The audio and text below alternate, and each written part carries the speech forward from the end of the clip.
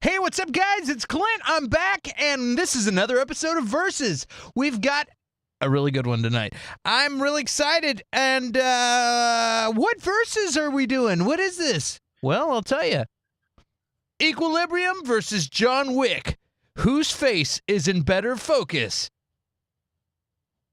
But first, let's talk to my good buddy, Curtis. Curtis, how you doing, amigo?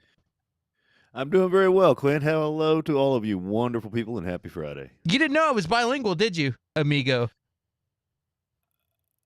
I did not. All right. Man, what a fun day. This was a good day for me. I was really busy this week. I had to watch both of these movies today. Not that I hadn't seen them. I could have good. Yeah, I could have BS'd my day. I mean, I could have BS'd the like, I've seen them both, but it's been years on both of them, really. And no, instead I ordered a pizza, and I sat there and got fat and watched two kick-ass movies. And now my only regret is that I don't get to run out into the street and kick people's asses. Like when you leave the Rocky theater and you think you can kick anybody's butt. Now I'm ready to really like destroy some people. I was going to go to the convenience store and grab a snack before we got started, and I was scared I might on somebody at 7-Eleven. So I just said, you know what? Just look in the cupboard. I'm sure you'll find something. So here we are. Let's say hi to the people in the chat. Bobby. Yes, yeah. We got Jedi Master EJ in the house. Mel. Kennedy. Man, we got a bunch of goodies in here. I'm not calling you a bunch of you bunch of goodies. I'm just calling you I'm not calling you oldie but goodies or newies. I'm just calling you goodies, okay? All right, shut up, Clint. Good peeps. Yeah, good peeps. Man, I think my caffeine kicked in. You completely overcomplicated that there, Clint. I did. Well, I've been just sitting here like this all day, so now I'm actually using my mouth. All right, here we go. So, and guys, it's time for an episode of Versus. That's right. I just wanted giant letters to drop in from the ceiling. Now that we've gotten through that, holy crap, man! So, if you didn't notice my fun little ticker, we've got a little poll going. If you're on YouTube, you can vote on which movie you like better. If you're on Facebook, that's okay too. Just write it in the chat. We're kind of gonna eyeball it, and yeah, there you go. So we want to get your participation. Last week we tried a thing where we had all these questions, and we did a poll from the audience, and it just got too complicated. I was like, man, I'm just gonna say in general, which one do you like better? That's the poll. Just pick one, and then at the end, if we're at a tiebreaker or something like that, then y'all's decision is gonna break it. So there you go. All right. Well, let's see what we got here. So the first movie is Equilibrium. Equilibrium, man. Equilibrium is a fun movie. I enjoyed that. I like science fiction. I like future movies. Like, I'm into that. Like, I think it's fun. It takes you into a place of thinking, hey, could this be us? Is this how things are going to go? Are the zombies like really coming, or how is it going to be in the future? Movies like Gattaca. I don't know if you've ever seen Gattaca. I love Gattaca. One of my favorite movies ever, and I love science fiction, especially if they go into the future. Yeah, and apparently in the future, everybody drives Cadillacs with white tape over the emblems and stuff. That's pretty cool. Or at least just the law enforcement. But here's the synopsis. Before I get into that, guys, be sure to hit the subscribe button and throw us a thumbs up if you can. Give us a like. If you are for some reason got to bail, you can always catch up with us. We leave these episodes up, and so you can come back there. If you don't have the ability to watch us, like you want to listen to us, this episode will be available on podcast. So anywhere you get your podcast, you can find Versus. So, all right. Without further ado, let's get the synopsis. And I wanted to throw credit to our producer Chris Klink, who suggested these choices, these movie picks, and yeah. All right. Name your YouTube channel right quick for the Facebook users in case they want to vote. Oh yeah, it's youtube.com/Clint Baker channel. youtube.com/Clint Baker channel. That's right. I should have that on a scrolling ticker. And usually my ADD would make me go, and I would waste about 90 seconds of airtime. But I'm not going to do that. I might find a time to do that later on in the show. We'll put it up. But it's just do a search for Clint Baker, and you're gonna see my giant head, and you'll see a bunch of videos. And while you're there, if you really want to find my video, do a search on YouTube for who's going to be in Doctor Strange 2, Clint Baker, and you'll see a fun music video that I made with the help of James. And when I say the help of, I mean he did the video and I did the music. So there we go. All right, now back to the synopsis.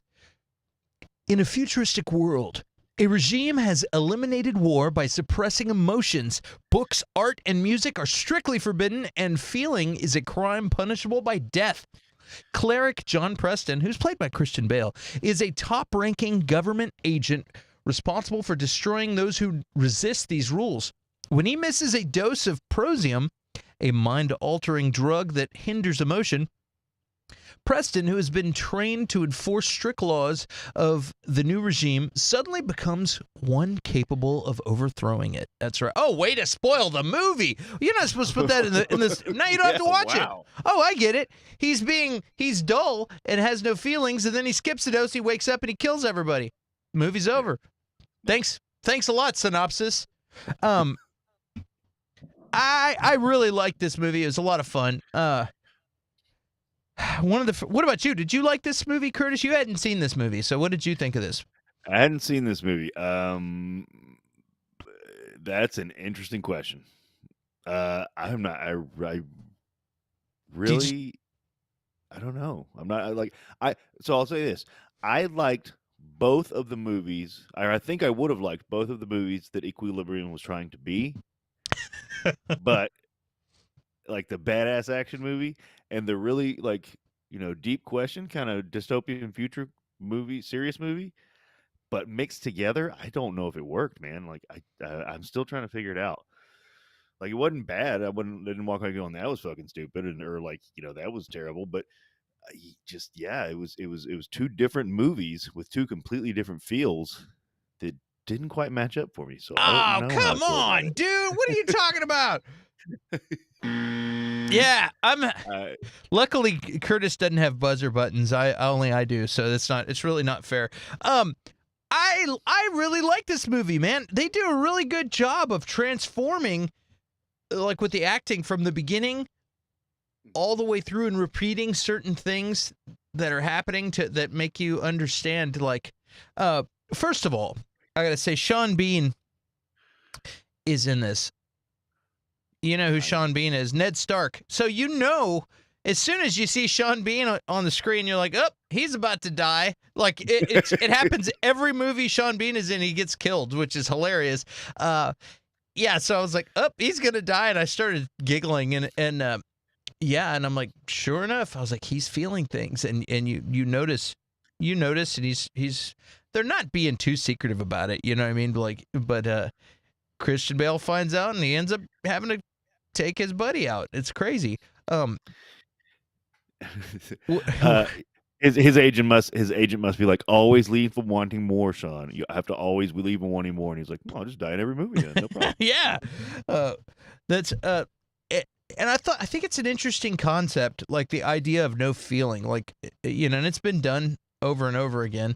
Dulling the people. There's tinfoil. There's people that think that fluoride dulls people, and so that we don't revolt. I hear that. I have friends that don't do fluoride. I'm like, I don't know if that's true or not. What's up? Have you heard the newest one? What? I wasn't aware of this. That birds aren't real. I'm not lying at all. Oh my God! The newest big conspiracy theory, and it started literally as a joke to troll conspiracy people, like flatlanders and stuff. Yeah, flat earthers. And they said that birds went extinct like 50 years ago or something like that, and every bird now is actually a drone the government is using to watch you.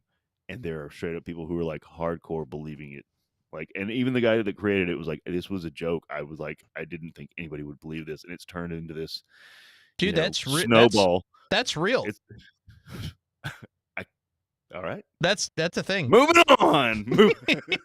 Oh boy. That's weird. Yeah, there's conspiracy theories for all kinds of stuff. They're always fun. Well, dude, there's some fun YouTube ones where it's like you'll have some footage and somebody kind of glitches and like that there's like that this is a simulation. It'll be like the same guy 2 train cars later, like the guy will be going down the train, like through the train, and then like all of a sudden we're like, hey, it's the same guy from before, and he's like, and the fun one is the reptilians. Like you'll have like a security like protecting the president, and one of them will look at the camera weird and it'll be like a reptilian alien species. Yeah, I've seen some crazy ones.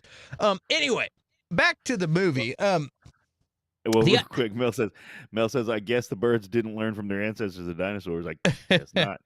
And EJ says that explains the birds that nest on my porch every year. Yeah, and exactly. Yeah, I've had some in the winter get into my attic. So I guess the government is really concerned with what is in my attic, which is a bunch of old like kid toys and stuff. The government has to make sure they watch that crap. And what about all the whistling? Bird sounds and stuff. Well, that's probably government code. That's probably government code. It's, we only hear those frequencies, but the other frequencies are talking to satellites, to tell them to drop more fluoride on us or something like that. Dude, they have a lot of spies at Walmart. I believe that. The Walmart's like yeah, you wash your car, you don't go to the parking lot at Walmart. But anyway, we're off the rails here, so I'm going to reel us back in.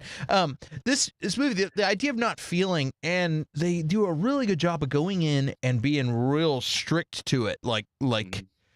And you're like, whoa, this is wild. And then you see them like getting rid of art and different things like that, and it is crazy. It's like a cult like strict mentality, and it's almost akin to like crazy like World War II style like stuff. It's like it's nuts. I'm like it's amazing. But the first thing I want to say is when they burn the Mona Lisa, and they have an authenticator machine that scans it, and they're like, this is authentic, and they burn that Mona Lisa.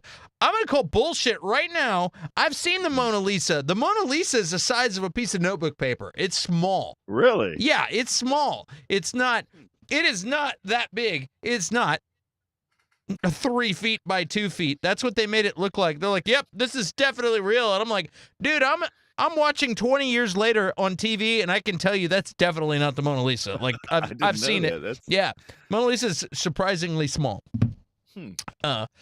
It's like a sheet of paper size. Like it's small. Wow. Yeah, I just started laughing as soon as I saw that little thing. Authenticated. I was just like, oh god, come on. But other than that, but yeah, I thought it was cool, and him stealing the book, and then later on you got Christian Bale like with the book, and the guy says the same thing, and then he says the same thing back, and it was just like it was kind of cool. But I thought it was cool. The way he wakes up, like Christian Bale's an excellent actor, and I really liked how like is he though? We were having this conversation before. Is he? Yes, he's an excellent actor. Everybody knows that. Everyone knows that. So like, but what makes him such a great actor though? He's really good. His movies. I was looking at his movies. Okay, now we're gonna have to go down this rabbit hole. We got to do this. Looking at his movies. We got to do this. All right. I am not saying that he's a bad actor. I'm not saying that you're a bad actor. But his movies. Here we go. When you look at his movies, like, why is he so famous and so well known as being a good actor? Dude, it's because he lost all that weight for The Machinist. Everyone knows if you lose weight, you're an excellent actor. Like Jared Leto, he lost a bunch of weight for Dallas Buyers Club. That feels like two different conversations to me. But dude, you can't lose weight like that unless you're excellent. That means that Jared is an amazing actor. Oh, let's see this one. Well, did you ever see his portrayal of Dick Cheney? I did not. Yeah, he plays Dick But Cheney with prosthetic, and he's freaking phenomenal. Where he's got like full on makeup, and it's really amazing. Big Short, so he's really good in the Dallas Buyers, not Dallas, in Ford versus Ferrari. He's fantastic in that movie. He's a race car driver. He's good in American Hustle. Batman, he's good. He's a really good Batman, but that's like I American. think Bobby makes my point. It's Batman. Yeah, that's why he's known. Well, that's the case you're trying to build. But I'm telling you, dude, he's a fantastic actor. Let me go through here. I'm gonna go way back now. Damn, he's done a lot of movies. That's what I mean. He has, and yet, I mean, we talked about The Fighter earlier. He was very good in The Fighter. He was really good in that. Yeah, and I mean, I'm not saying he's a bad actor, but he's known for being this amazing actor. He's an amazing actor. That's why. I don't know. like Daniel Day-Lewis. Daniel Day-Lewis. What the hell has he done? Absolutely. What has he? What has he done? Just kidding.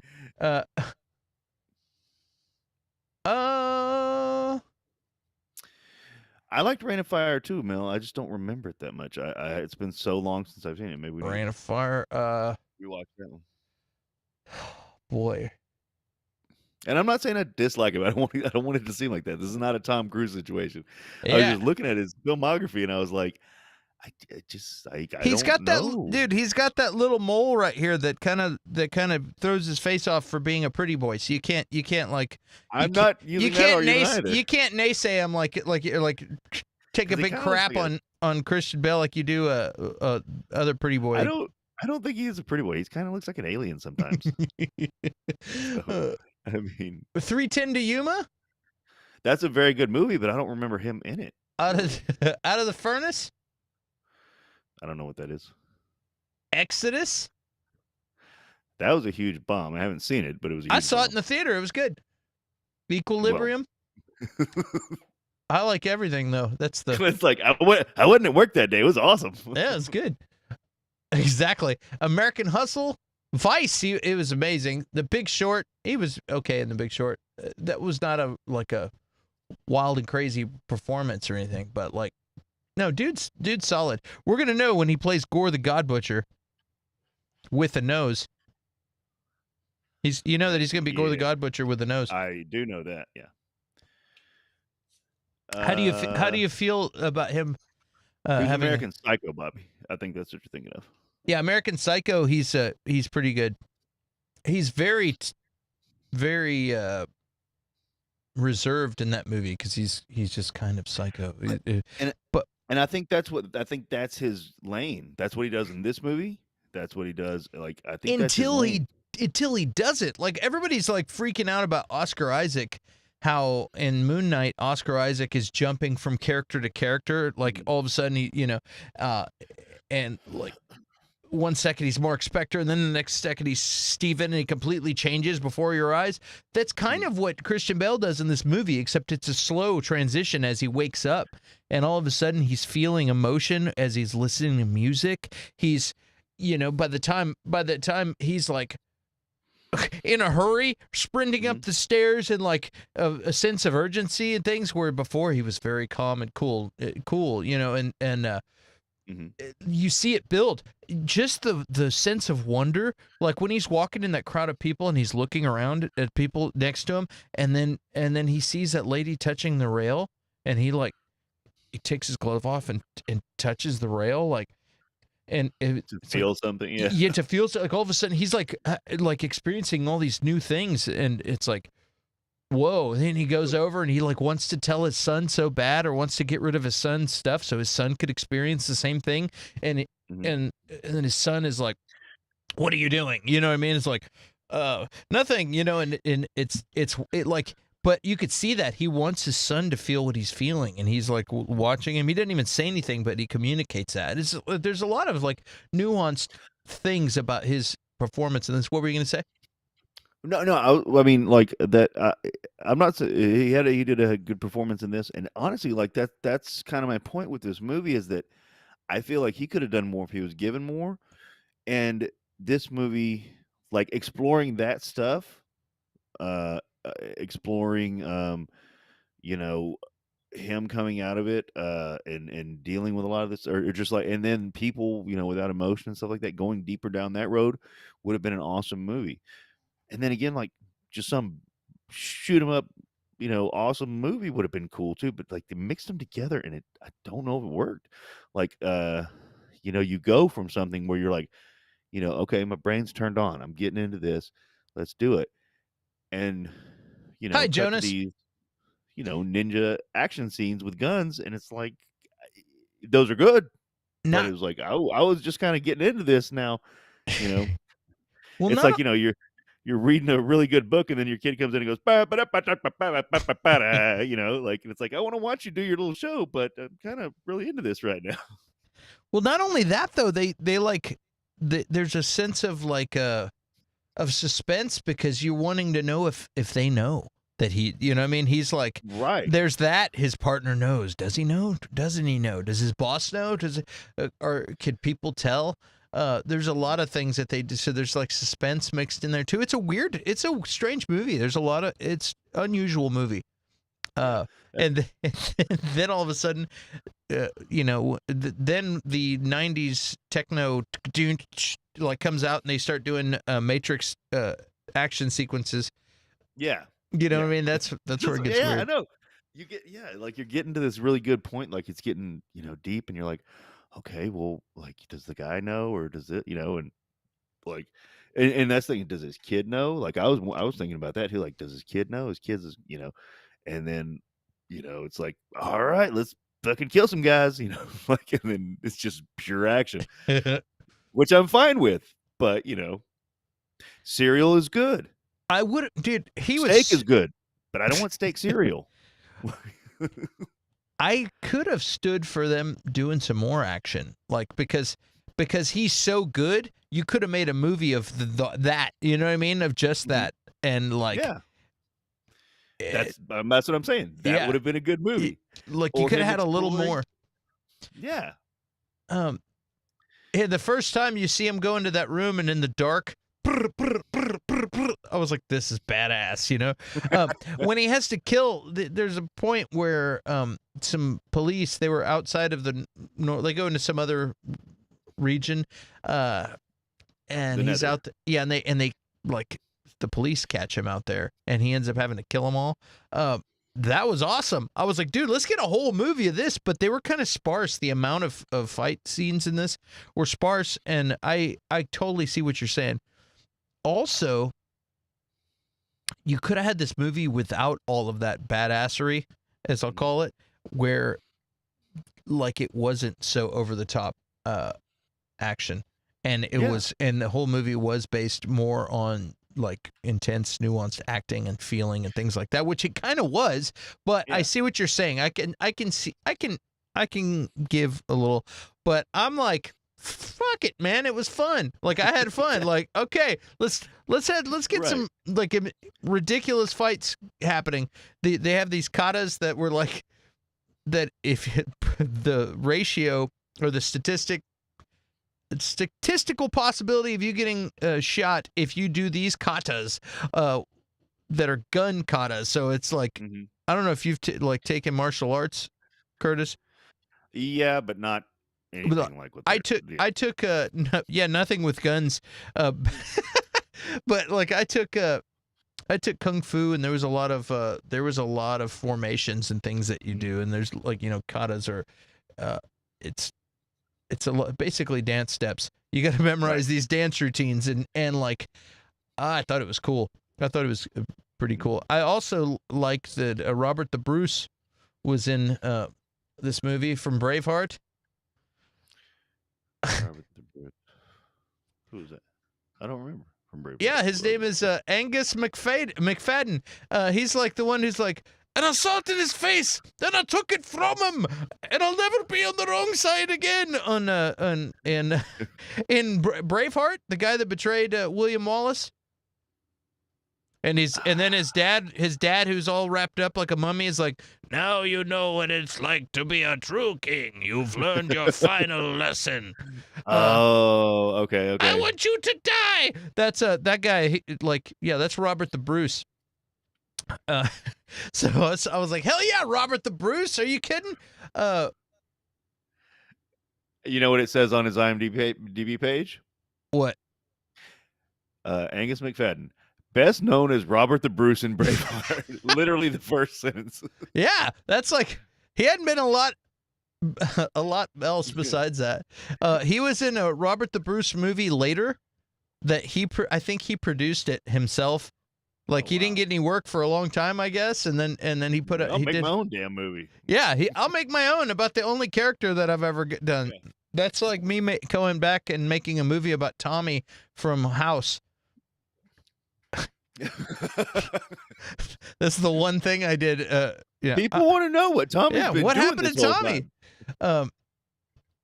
Yeah, let's see here. Which I actually got a $56 SAG check today from my appearance on House 20 years ago.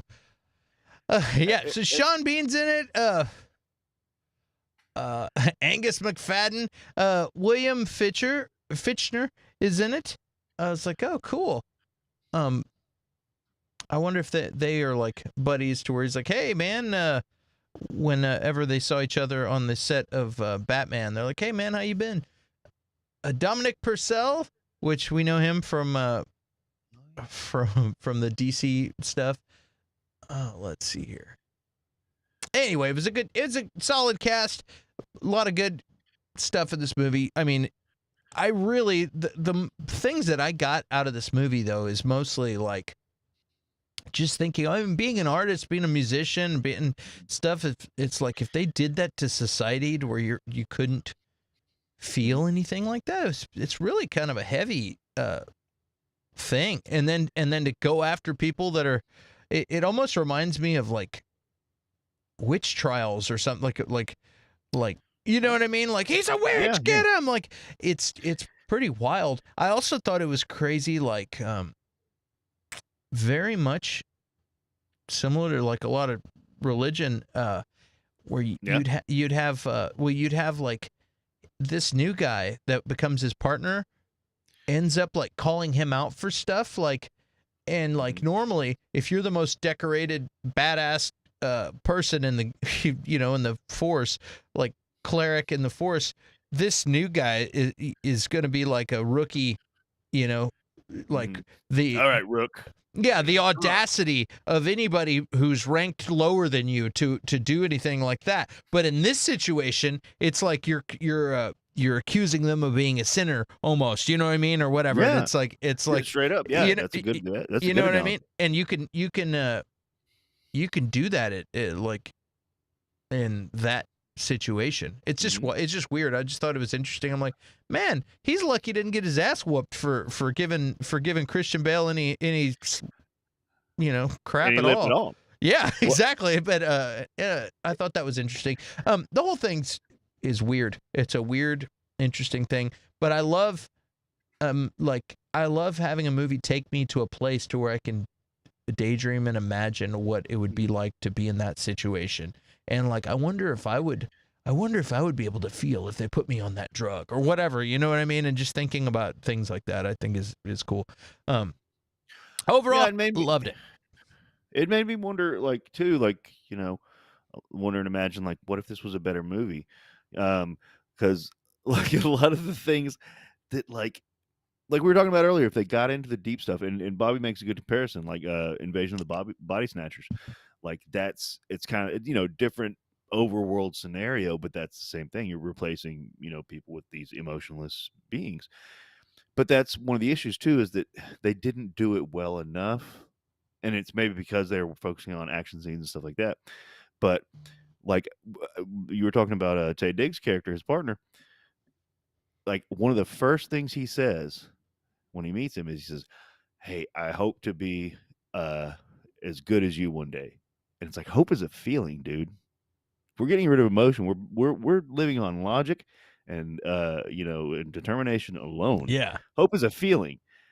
you know, and that's they show the propaganda images, and it's like propaganda is designed to prey upon your feelings, not your logic centers, like just your feelings. So like they're doing this stuff, and I know they're trying to compare it to Nazi Germany. You know, they're trying to Yeah.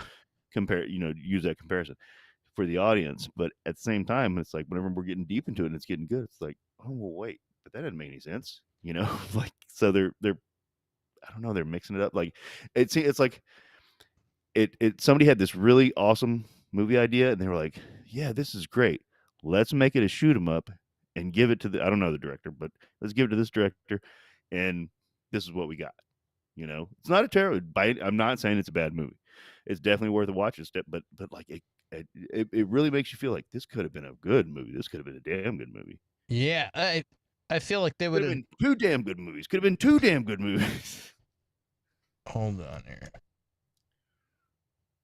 Okay, and then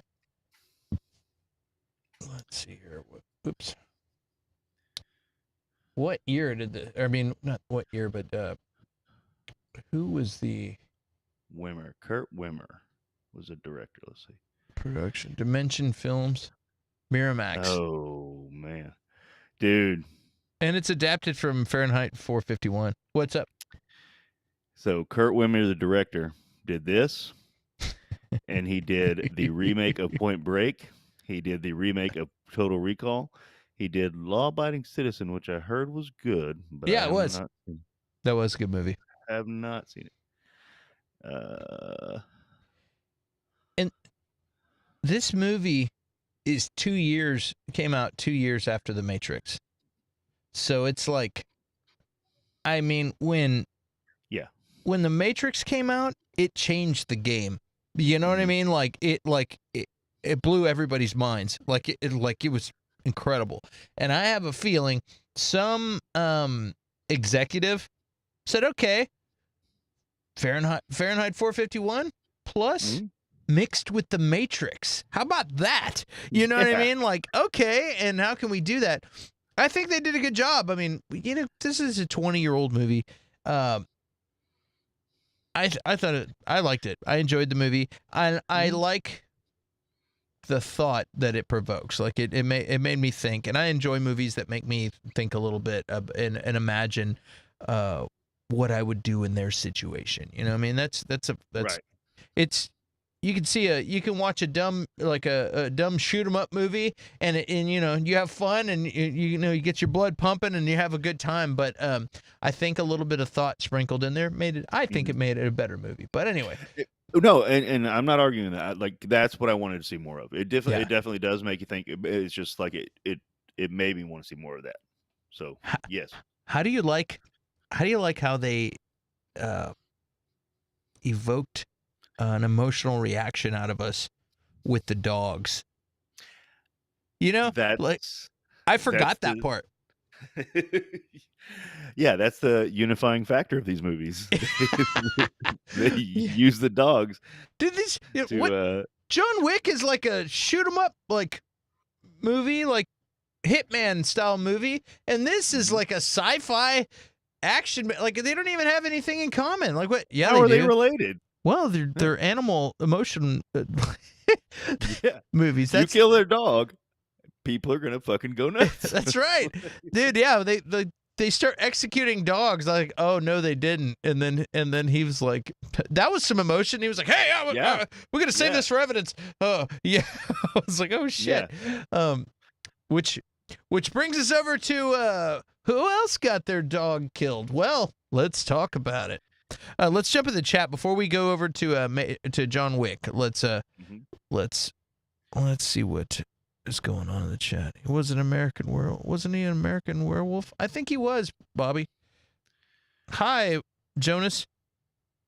Via invasion of animals are better than people. They are. Yep. So I wish it wasn't true, but they are. Yeah. Animals. Yeah. Animals don't sleep with your wife while you're at work. Wait, what? Just kidding. That's never happened to me, by the way. One time I came home from work and whenever I had my two dogs, and I was like, "Oh, hey boys, hey, how y'all doing?" I'm petting them. Hey, what's going on, guys? You know, and I see my wife. I'm like, "Hey, how you doing? How was your day?" And she was like, "Well, wait. You come over here, and you see the dogs, and you're all like, "Oh, my boys, I love you so much. Oh, y'all are so great, blah blah blah." And then you see me, and you're like, "Hey, how was your day?" You're like, And I was like, ch- "Well, if you were waiting for me at the door with your tongue out and wagging your tail, I wouldn't even know that we had dogs." oh yeah. What'd she say to that? She was like, "Man, checkmate," you know. Like, what are you gonna- All right. Well, let's talk a little bit about John Wick. Yeah, John Yes, Wick lads. in the house. I mean, he's not physically in the house. He just John Wick's in the house. All right. In the house. He's in the house. Dude, John Wick, fantastic movie, fantastic cast, all around. Like, this is, I forget every time I see any of these John Wick movies, and this was your first time on John Wick. I'm excited that you get to watch 2 more. Like, it's great. Here's a synopsis real quick. Legendary assassin John Wick, played by Keanu Reeves, retired from his violent career after marrying the love of his life.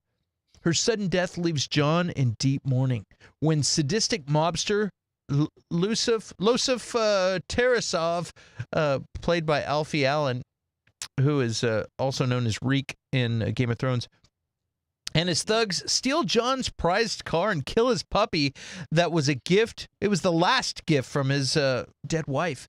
John unleashes the remorseless killing machine within and seeks vengeance. Meanwhile, Losif's father, Michael, I can't say that last name, John's former colleague, puts a huge bounty on his head. This is a wild movie. It's a fun movie. And holy smokes, man. Curtis, tell me your thoughts, man. First time seeing John Wick. What did you think about this movie? I loved this movie. I'd heard people talk about John Wick for years, and people be like, and I'd always get the thing, like, you haven't seen John Wick, you know, because I'm an action fan. I love action movies.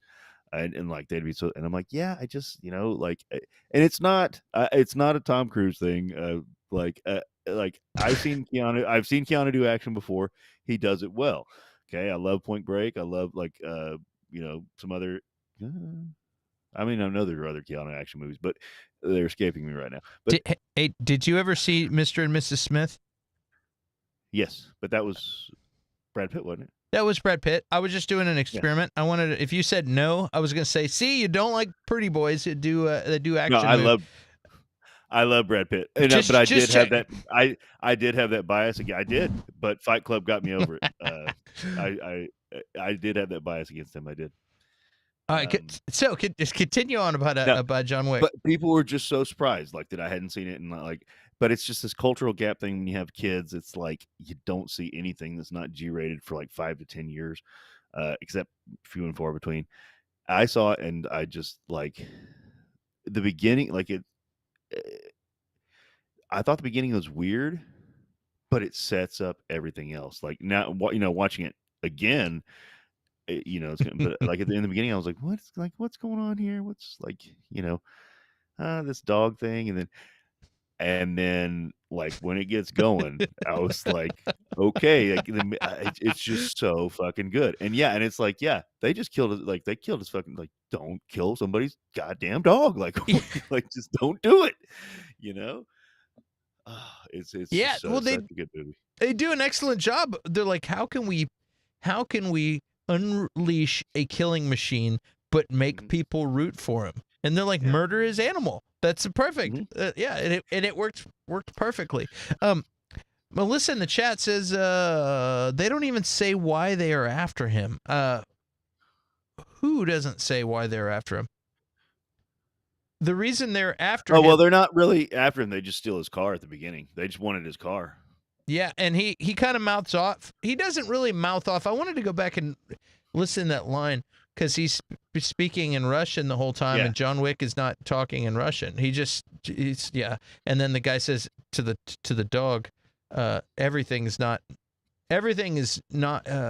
for sale, or everything has a price, and he says back in Russian to let him know, hey, I speak Russian. he says not everything or something like that. he's like, not this, but he said, not this Oh, bitch. yeah. But I don't know if he was saying not this bitch, which I don't think he was. I think he was saying not this dog. Like, Yeah. but I don't know. Well, But because the other guy says everything has a price, bitch, and he says something like, not this bitch. Like, I think he's saying like, I don't have a price, and then the neither, dog's not a bitch, or yeah. whatever. I don't know, something like. But yeah, basically, Yeah. like you were saying, I speak Russian, motherfucker. Like, Yeah. So, but yeah. So anyway, he didn't like being disrespected, and he's like, I'm gonna go steal this guy's car, since he totally schooled me here. Yeah, that's the one. He wouldn't sell him his car, Mel, and Yep. like they come and they think they're just stealing some loser's car. Yep. And then that is not the case. Yeah, and I love how they go to well, first off, I love Bridget Monahan is his wife. I was like, no wonder he's so sad. I'm like, are you kidding me? She's great.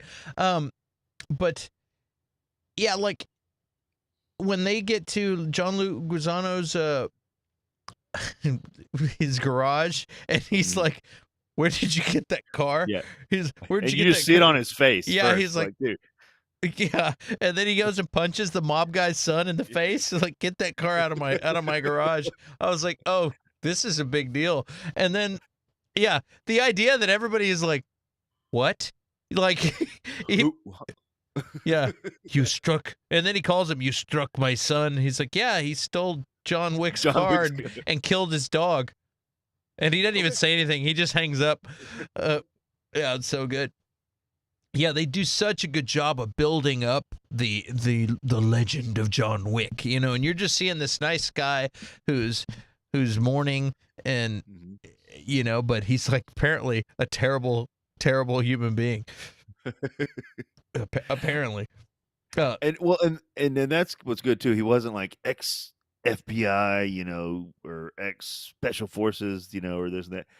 Like I liked how they made it like he's an ex hitman, basically, Yeah. And he's not, a good guy, but he was trying to be for his wife, and then, life happens, but it's not like he's kind of an anti-hero.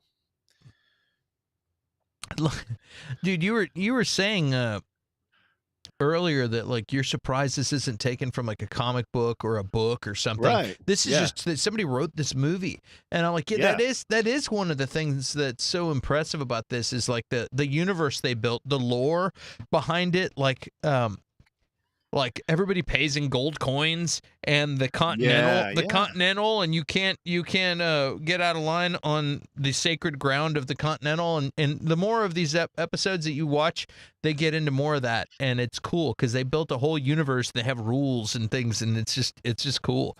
They didn't just make some simple movie about a hitman who's getting revenge. Like there's rules. You can't do anything in the Continental. That's interesting.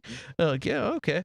Yeah, it was really fun. I like Lance Reddick, who was the guy who's behind the counter at the hotel. Yes, sir. Blah blah blah. He did a great job. Yeah, he's really good. Who else? And Ian McShane is he's a legend. Ian McShane, the guy who tips him off about Winston. Oh yeah. Yes. Yeah. The owner of the Continental. Yeah, he's so good. We all know him from I can't think of that I knew his face when I saw it. He's in that. Why can't I think of the? Here, I'll have to hit. Hey, welcome, Raj. It's Deadwood is what he's in. He's in Deadwood. Right. And so that's where that propelled him into a big star.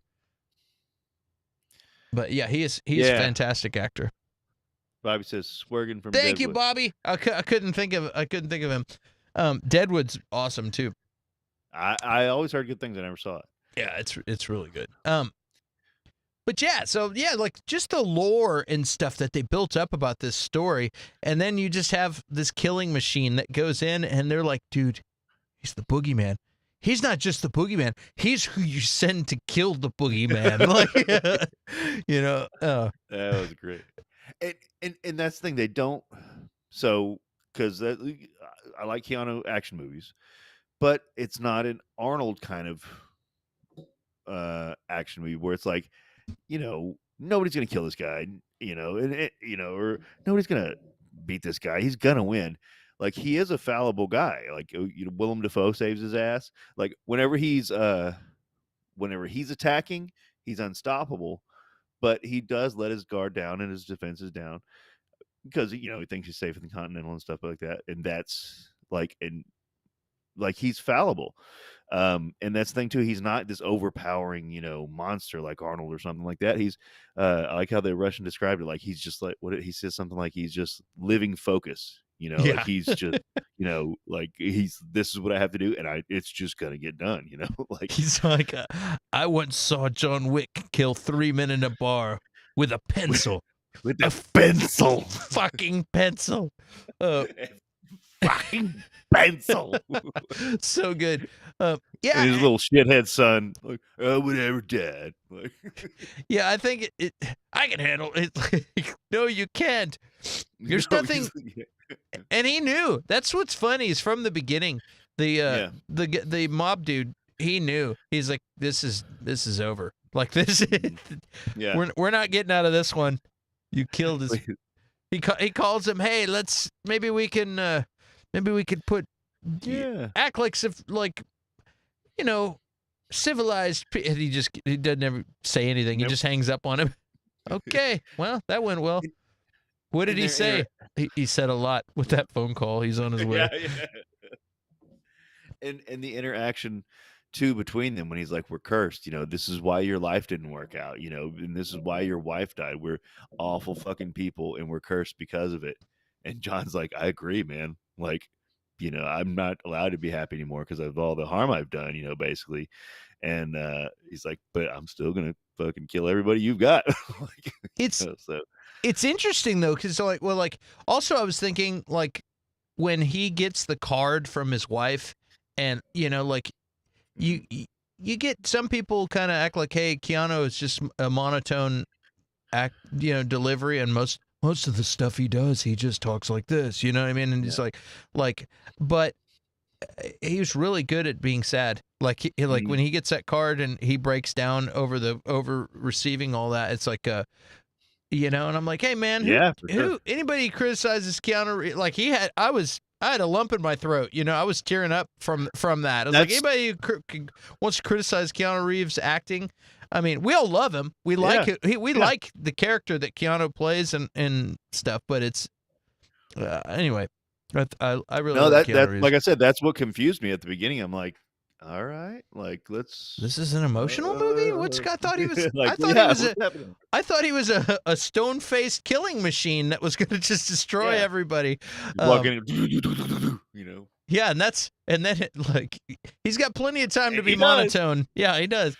But it's weird because, like, if you think about it, you're like, man, dude, like, sometimes you find that special someone and they make you want to be a better person, and they make you not want to do terrible things. Like, before, nothing's stopping me, but now, but once you meet this person, it's like, hey, I don't think I should do that. I think if so and so found out that I was stealing sodas out of the work Coke machine, she would be really disappointed in me. I'm not going to get fired for that, whatever, stuff like that. It's like all of a sudden you're like, and then to take that person away from you, then, like, while you're in mourning, that's a big slap in the face and a no-no. What were we going to say? No, I was just going to say that's a good point too. Like, no one, I couldn't imagine if my, wife died or something like that, but anybody, even an acquaintance, or something like that, no one is in their right mind when they're grieving. So to fuck with somebody that's that badass in a situation, you know what I mean? Like, that's just a recipe for disaster. Like, no one is in their right mind when they're grieving, and rightly so. You're not supposed to be. And to break them that much farther, you know what I mean? Like, right? Yeah, he's already broken, and then you, like, really broke him. Like, oh, it's crazy. That's right. No, Well, I think she did it- great. Like the wife is fine. You know what I mean? She was able to fix him. yeah, Mel, she did her job. Yeah, I mean, You can fall in love with the former assassin. The actual moral is don't fuck with a former assassin. That's the moral. Especially if he speaks Russian. Just saying. mhm. Yeah. Oh, what else, man? The choreography and stuff in this. I'll save this that for Yeah. for a minute, 'cause we're gonna go through some of these questions. The lore, the Continental, the Boogeyman funeral. Yeah, I like that William Dafoe shows up, and it's like it's his friend, and it made me wonder. There's a big question mark. I wonder if he was ever gonna try and get that $2 million, or if he was like, "Hey, people are gonna come after him. I'm gonna be his guardian angel." I wondered. Yeah, I wondered that too. Because I really did. Because I kind of thought maybe he was going to do it. Well, he did. Was that a warning shot? You know what I mean? Like there's a time where he's in the hotel room and Mhm. and then what's her name? The lovely Perkins. Adrian Palicki, who plays Miss Perkins, is sneaking into his room, and he gets shot in the bed, and he's like, "What? Uh-oh!" And he starts rolling over. I wondered if those were warning shots, like, "Hey, there's somebody in your room. I'm your eye in the sky," and you know what I mean? Like, because first I thought he just missed, but those guys don't miss. But go ahead. No, I really think like so. I really wondered that too, and I think that he was like playing guardian angel because when I like thinking back, he asks the Russian, or the Russian's like, or the big boss guy is like, got the contract $2 million, and then he asks him, is it exclusive? And then he's like, no, it's open, and then he says, consider it done. So if it had been exclusive, basically like only he can do it, Right. and then he might have been like, no, I'm not going to do that. But it's open, so then he's like, everybody's going to be going for John Wick. I better get I my long range Yeah. rifle and watch him from afar. Yeah. and covers this, yeah. So, but I didn't think that at first. I was like, okay, $2 million, done. Like I was like, yeah, even which is kind of how you think Right. those No, I those didn't think that. Yeah. those cold-blooded assassins would be. You know what I mean? Like, hey, it's $2 million. I like the guy, but Yeah. not $2 million worth. You Yeah. know, so man, it's so. And So- Raj makes a good point. He says John Wick proves that badass action hero is still popular and people still want it. And I agree that this is the first movie I've seen in a long time that felt like an action movie. Like there's been plenty of action movies, but they haven't felt like, and it's not as like crazy over the top 80s action, but it felt like it. It felt like a real action movie for, besides, Expendables and stuff, which is basically, 80s action. Like this one was like, it put me in the same feel. Like you were Curtis, saying, yeah, I really need you to go watch Nobody. That is a really fun movie. You need it. You definitely got to go see that. It's I the want same. to now. It's the same writer. I don't know if it's the same universe. If we ever have a Nobody, which is Bob Odenkirk, if they ever have a Nobody John Wick crossover, I'll wet myself. Multiverse is everything now, so why not? Yeah. Well, I mean, it doesn't have to be. Oh yeah, wouldn't even, multiverse. yeah. They just your shared universe. Yeah. They just have to be in the same town. How many Russians would they have killed if they had done everything but killed the puppy? That's a good question. That's an excellent question. And also, think of this though. You're dealing with a broken man. Like he's broken because he's in serious mourning. They might have stolen his car, and he might have just been like, "Fuck it," It's like life's. I've got plenty of money. Life. If I ever see those people, maybe he'll do something. But like right now, it's like the whole reason for living just left him, and so he's he might not have even cared about that physical possession because that doesn't bring his wife back. But with the one thing that his wife left and said, "Hey, I didn't want you to be alone, and I left this thing." So every time he sees that dog, he thinks of his wife, and every time that dog gives him loves on him, it's like yeah, this is because when you have a pet. and you're sad, so there's animals will come over They and know. They climb know. on you and be your friend and stuff. And like for a guy that's by himself in there, that's exactly what he needed. And then they took it away from him like a bunch of dumb fools. What were you gonna say? I'll tell you what would have happened. They would have stole his car. There would have been a scene where he's getting out his guns and cleaning his guns, and then the puppy would have brought over a ball, and he would have been like, "All right, let's just go throw the ball," because like he's like, "It's not that important. Like my life Yeah. is still different." Like, but like you said, they took that away from him. I have insurance on the car. I'll just Yeah, get another one. I can. Like, I'm a yeah, business- get another car. I mean, he almost drove that car into like bulldozers or whatever those trucks were. Yeah. You remember? Like, I mean, he doesn't care about physical possessions at this point. So I would say maybe nothing. Maybe he'd have just filed an insurance claim and got another one. Gone and gotten that Impala or Chevelle. They would have. They made it seem like he didn't even care about living himself until that dog, and she specifically did that. Like, here's something to live for. You have to stay alive to keep this dog alive, and it's like you took the dog away. Like, well, shit. Like, you took the boogeyman's dog. What were you thinking? That's hilarious. And very then, clever. And then Dad punched him in the stomach.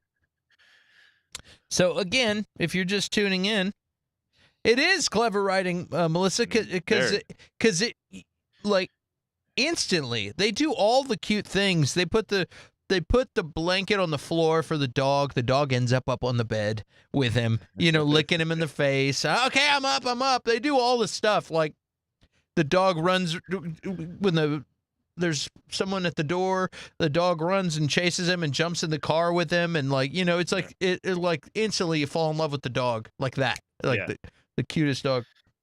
I also like at the end when he gets the new dog that you don't get to see all of it, but it says down, like they're going to put that dog down. So I feel like he's rescuing that dog from getting put down. Because I kind of thought like, dude, he's the hero of this show. And now he's in a vet getting supplies for his stapling himself together, and then he's going to steal someone's dog. I was like, somebody's going to go back to pick up their dog, and their dog's going to be gone. That sucks. But then I was like, oh, they're going to put this dog down. Okay. And that's the fourth one. John Wick, you stole Wick John's dog? And Wick John's like, all right, motherfucker.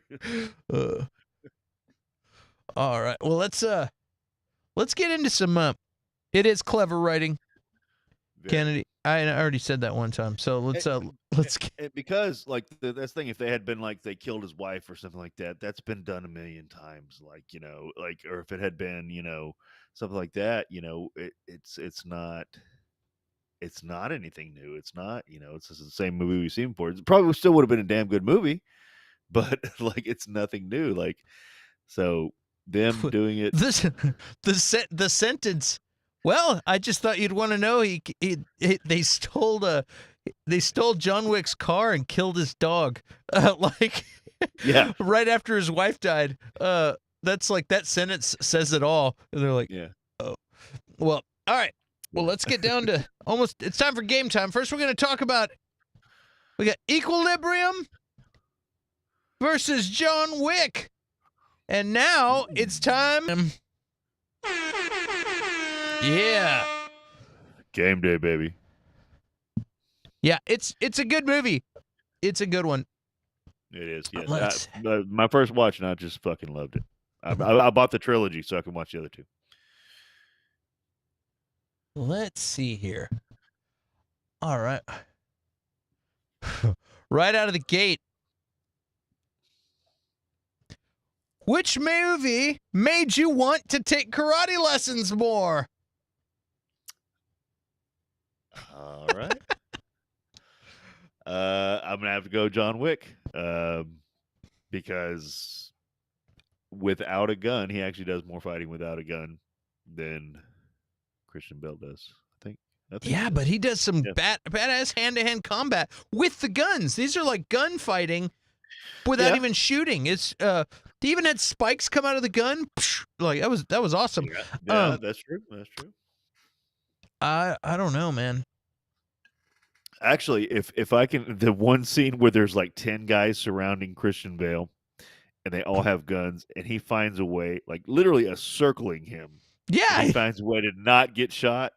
If that could happen in real life, that would make me want to like, dude, it's badass. Like the yeah. the when they turned the heat on, it got good. Like those, of course, this would be one of those high-fiving movies like Crank or something. You know what I mean? If they had a movie of all Christian Bale doing that stuff, Right. it Yeah. would be like, It'd be like, it's completely ridiculous, but it's so bad. yeah, it's stupid, but it's like, really, he didn't get shot. He just took out like 20 guys. He's in the middle of 20 guys. He didn't get shot. No, that's what I mean. That's why They it's try to awesome. bring in they try to bring in these realistic tones and bring you back down to earth and like, what would it really be like and how would you really feel? And then it's like, well, he didn't get shot. You know, like literally guys circling with shotguns and he doesn't get shot. And he's like, ha, ha, ha, ha, ha, ha. Dude, it's math. It's just they just use geometry. That's all. That's it, dude. That's the future. In the future, Yeah, you can avoid bullets. okay. It's Fair just enough. it's just how it is. Don't hate, man. Well, which one made me honestly? If I was a little kid and I saw Equilibrium, seeing that would make me like, dude, I want to go take karate lessons. Seeing John Wick is just horrifying. As a kid, Yeah. he's just Well, like yeah. it's just fighting, and but as a grown man, John Wick is like straight up breaking elbows and like you know what I mean, and It's how it it's looks more practical. like a real fight. Yeah, It exactly. is, and that's the other thing I was going to say too. I mean, I'm sure we've all seen the same videos about it, but Keanu Reeves trained with real Mhm.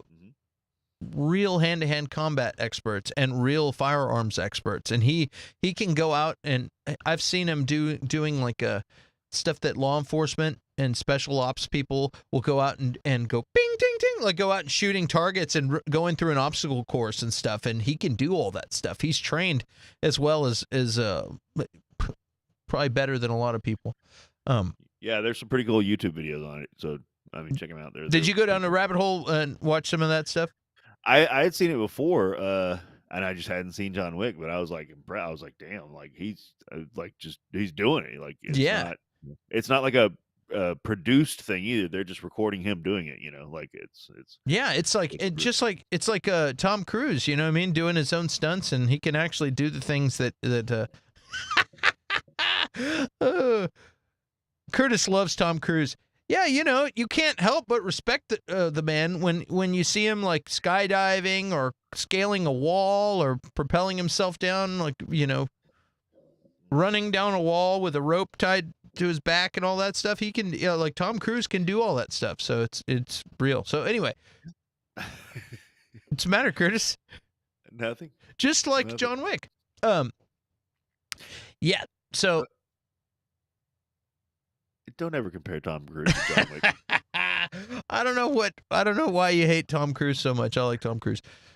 I hate him in action movies. I don't hate him. He's an amazing actor. I don't like when he's jumping on the couch, Oprah's couch, but other than that, I'm cool with the guy. You know, we're good. I'm fine with him jumping on a couch because I can believe that he's jumping on a couch. He's Tom Cruise. Like, yeah, but he does all that action. That's real. It's not.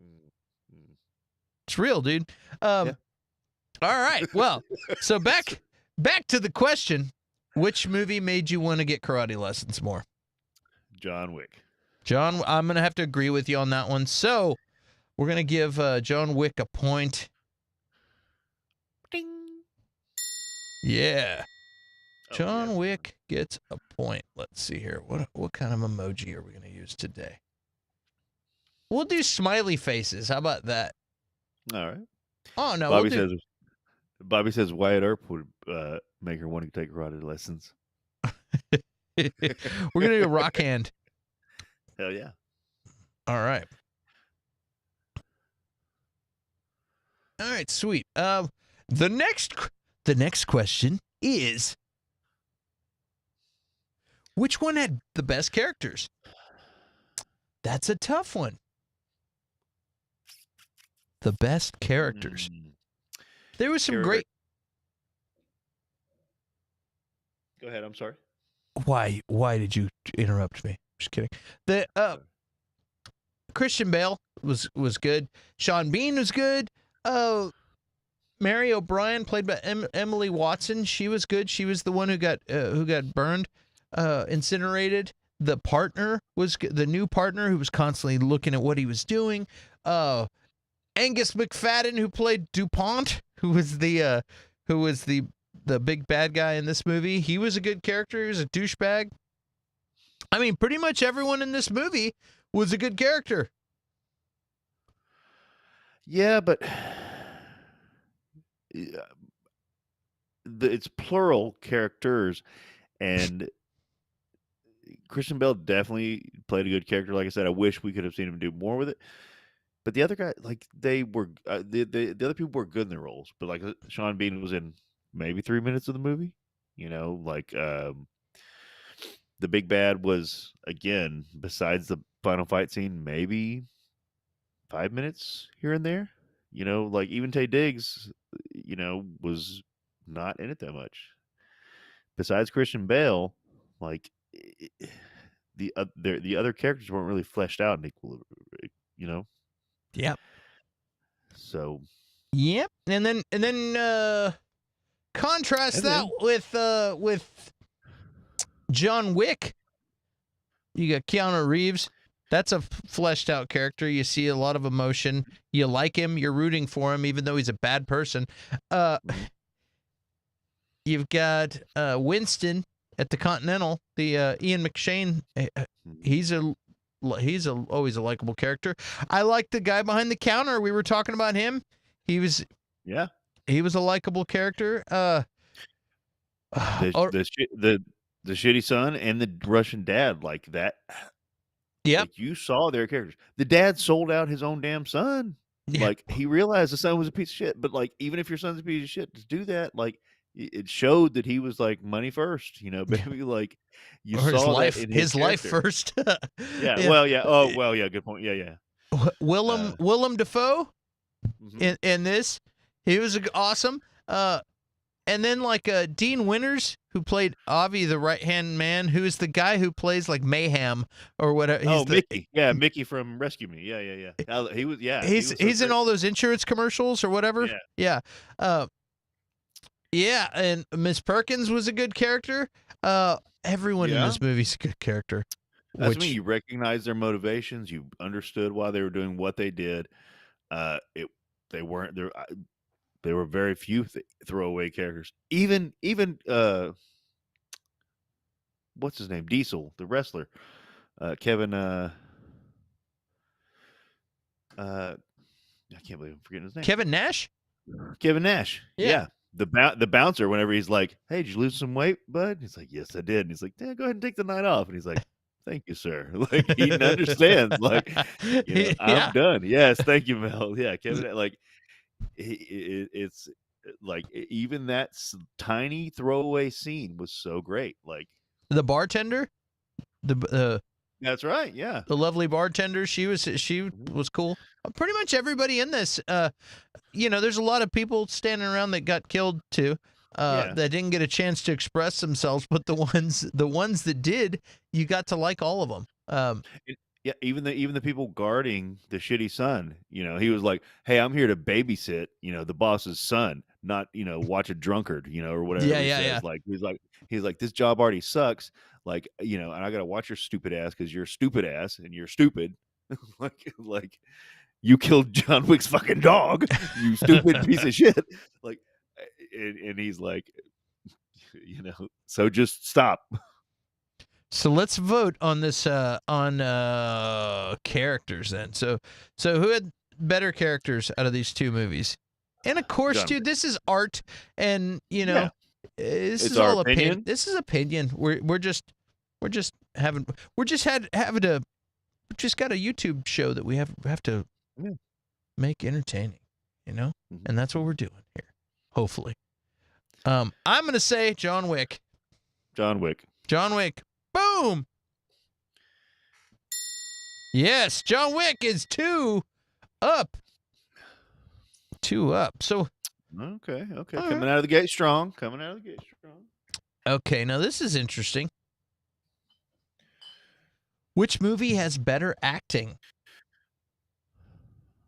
Which movie has better acting? This is a loaded question. This is a loaded question because one of them has Christian Bale. Who lost a bunch of weight for a role. Uh, I don't remember Keanu ever losing a bunch of weight for a role. dude, why do you hate Christian Bale so much, Curtis? I don't I get don't it. hate Christian Man, Bale. I don't get it. Like, Um,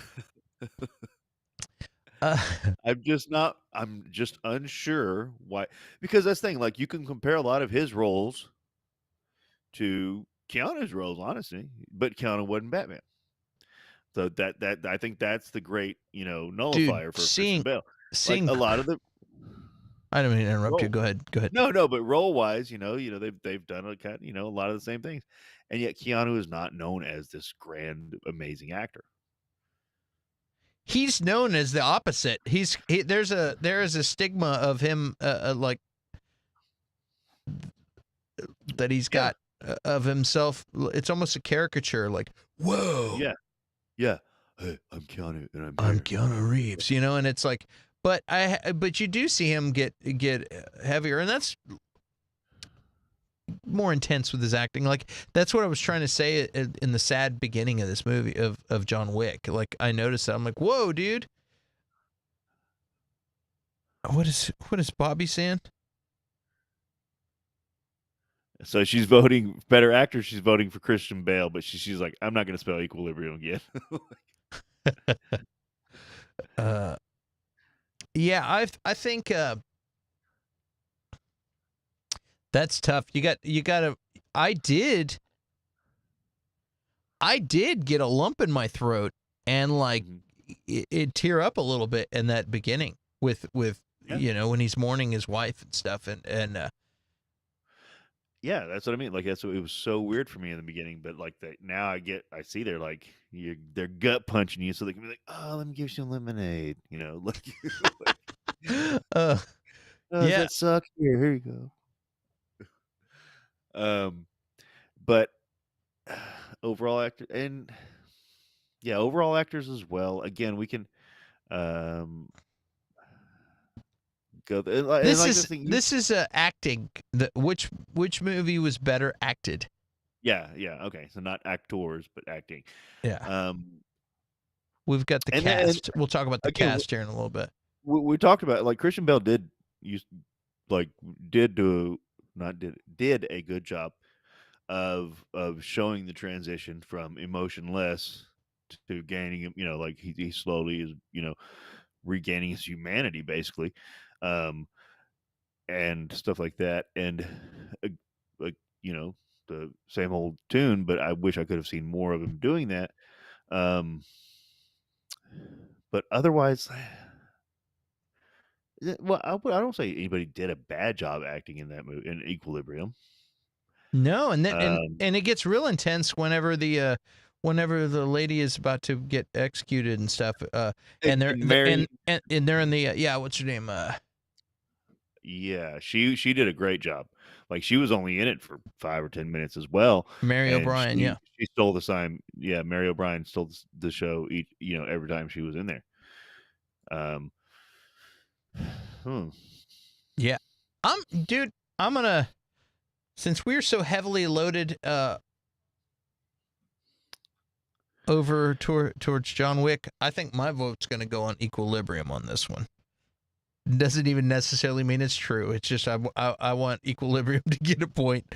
But The whole weight but no, loss you thing, did huh? Yeah. you are right. Like well him just the wonder of feeling something and like Yeah. and you start to really see that and then especially like when they play the music and then Emily Watson who plays Mary O'Brien she was really good.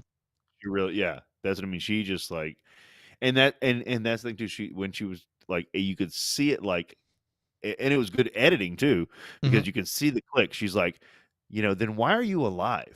You're existing only to exist, and you just like it's good acting, but it was good editing too because you just see it in his face. It's just like ding, like yeah, what the fuck am I doing here? Like, you know, Yeah. like what are we doing? Like, and so it was definitely like whenever it got like that, man, it was definitely good. Um, should I don't want to. I don't want to give it to Equilibrium. Well, you don't have to. Uh, You can say John Wick. I mean, I thought the Russian guy, boss guy, did a really great job. I mean, really great job with acting. Like honestly, better than anybody else in the film. The Russian boss guy, like, did such a good job. Like showing the fear of John Wick, showing his character was so crappy. Showing like, and just that conversation between Yeah. he and John Wick was so good. Um, I think you're going to get overruled anyway. You can vote John Wick if that's what your gut tells you, because we got the chat is chiming in. I've got 2 people so far that have said that have given it to Equilibrium. okay. I'll go John Wick, but it looks like Equilibrium's winning this one. Yep. With me in the chat, you're overruled. So we'll give that one to Equilibrium. Don't worry, Curtis. I think John Wick's got more aces up its sleeve. Let's see here. Get a little rock hand for Equilibrium. Boom. Now we're in the game. Now we're in the game. Rock me now, Equilibrium. All right. That was a tough one. Which movie looked better? That's an easy one. I don't even think that's a fair one, but it's easy. John Wick looked way better. Bad CG. You got a bunch of. Granted, that movie was made in 2002, so you got to cut it a little slack. You got to give it that, yeah. But it wasn't a super big budget movie. It was a cheap action flick that they did. Yeah, yeah. I mean, but now was how big? That's what I wondered too. How under the radar was John Wick? You know, like what was the budget and like were they? Was it a sleeper success or what? Like, he had Keanu, you know, it had a damn good cast, so they obviously put some money into it. But box office only made $86 million. But what was the budget? Let me see. Oh, I don't want to get rid of that. Which is nothing for box office. Like, yeah, well, you know. So it makes me. I wonder if it's one of those things like Born Identity when that came out. It didn't do much at the box office, and then it became the most rented movie of all time. Like Born Identity blew up on like in rentals and stuff. So John Wick, it says 20 to 30 million budget with an 86 million worldwide. Worldwide? Wow. Does it say budget or box office that you're looking at? Well, the budget was 20 to 30 million. The box office was 86 million. Worldwide? Yeah, that's very low. But I mean, it still made quadrupled their money. Million dollars. Yeah, exactly. So, you know, it's silly that we talk about like that nowadays, but wow. Well, and here's the deal too. Like, it was made for the same as Equilibrium was in 2002. Equilibrium was made for like $20 million, 20 years earlier or whatever. They spent that on all the helmets and gas masks. Yeah.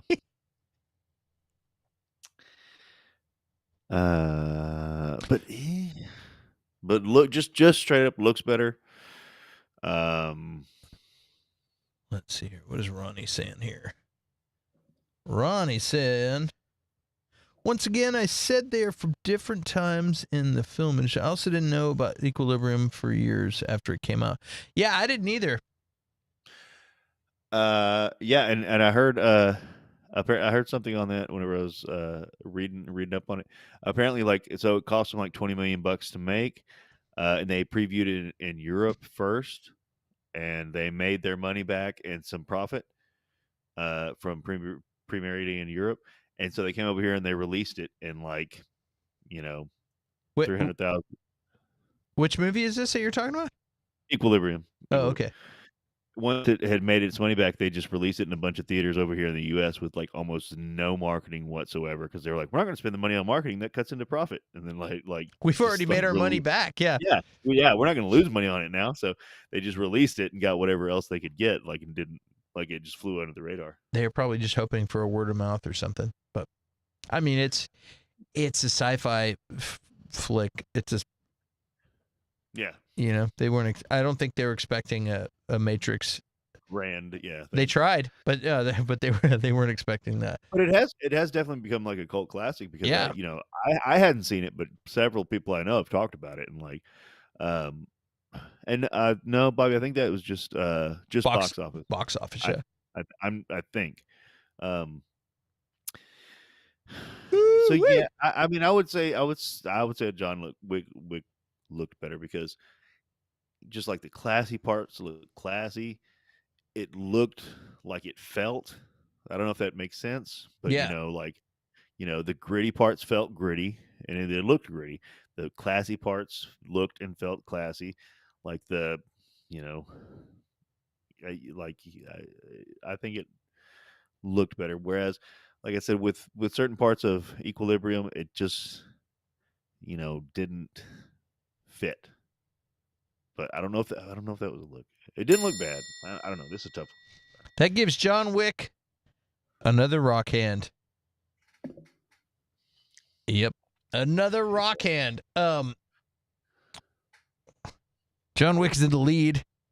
All these questions we got, they're just a bunch of random questions that I've thrown up on the screen. So it's like I didn't design these questions specifically for these two movies. These are just conversation starters. So if one is like, hey, that's weird, which one's a better looking film? Like, don't worry.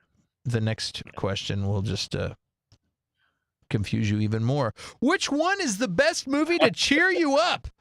Oh boy. Boom.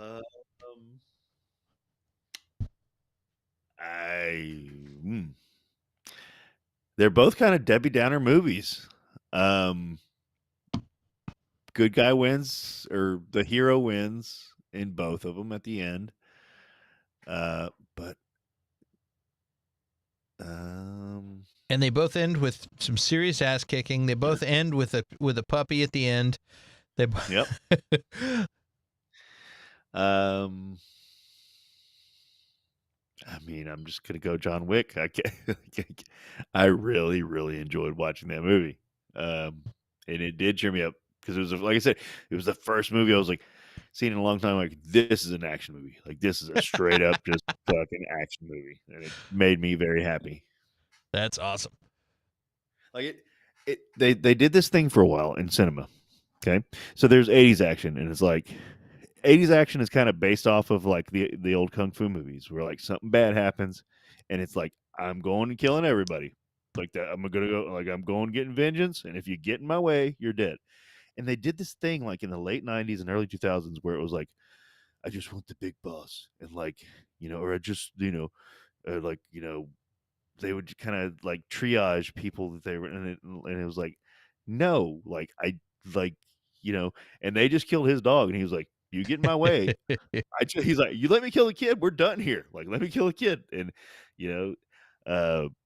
but they like, he's fucking killing anybody that gets in his way. And it's like, that's fucking action movies, And that's like I said, that's 80s action. That's how old kung fu movies used to be. Like, something bad happens, like, okay, I'm going to that tower, and I'm gonna go kill the creepy old wizard in there, and I'm killing everyone between here. Anybody between here and that tower is gonna die. Anybody tries to stop me, sorry. Yeah. So, I mean, the fucking dog. Right. It's just a fucking dog. That was my hope. That was not a dog. That was the whole thing about like whenever he's like, yeah, I'm back. That was kind of cheesy. But whenever he's like, you didn't take my dog, you took my hope, you took my chance at a better life, or whatever. Like, I was like, oh fuck, that's good. Yeah, that's what I was feeling. was like, man, tell him how you feel, man. Ronnie says, definitely Wick because there is energy through the whole movie. Equilibrium seems drawn out. I'm gonna agree with that. And if I'm sad, if I'm like sad, the long drawn out parts where he's discovering music and things like that, it takes too long, I think, to get to the payday.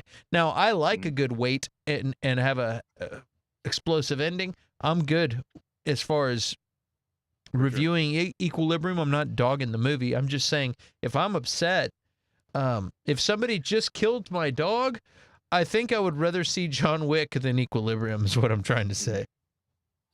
Yeah, that's a good point. If your dog dies, which movie are you going to watch? Maybe we should put that as a question. Maybe that should have been the question. Oh, well. All right. But I mean, that which one would cheer you up? For me, it would be John Wick. I'm going to say John Wick 2. Or John Wick 3. Just kidding. Bam. See what happened there? Yeah, see what I did there? So, well, boom, we got an extra rock hand for John Wick. Yes, the pacing is absolutely better, Ronnie. Yes, man, we're just getting dominated by John Wick over here. So, this is a stupid one. Which one is a better Christmas movie? That's the dumbest question I've ever heard. What does Christmas have to do with anything? We told y'all it was just random questions for any movie. We're not making this shit up. Yeah. You want to take this one first? Oh boy. Well, let's see. Better Christmas movie.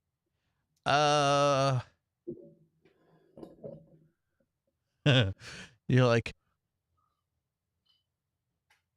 no, I didn't. Die Hard. Yes, Die Hard, Ronnie. Okay, you win, but that's not. It's between these two. No, son, I didn't get you the new. I didn't get you the new PlayStation. But you can see in the future we're not going to be allowed to feel. So you should be happy with your PlayStation 2 that you still have. Do you feel sad that you did not get a PlayStation, son? All right, come get him. Come get him. That's the dumbest question I've ever heard. Oh,